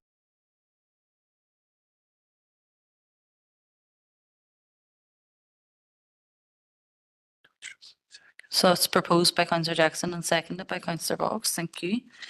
Items 15 to 17 are open for information. 15 is the information report regarding the protest on the 22nd of November. I'm not going to ask Ellen to go through the report. However, Alderman Cook is indicating that she wishes to speak on it. Go ahead, Alderman Cook. Thanks, Chair, for letting me in. And it's just a brief. Thanks for the report. I was just contacted by one of my colleagues who just wants it noted that we had an update from the PSNA in regards to the investigation, and new information was brought to light. Now, the Chief Executive was contacted in regards to this on the 8th of February, but we've still yet to receive a response from that. So we just wanted that on record. Thank you. Alderman Cook will have that noted and follow it up with the Chief Executive. Happy enough? Yeah. Okay. Item 16 is the Loyal Orders meeting update. Anybody wishes to speak on it? No. Item 17, the forward schedule for deputations to the Governance and Strategic Planning Committee. Okay. So if we can move into confidential, can I get a proposer to move into confidential? Councillor Mooney and a seconder, Councillor Boggs. I'll just give it a wee second and let IT move us over.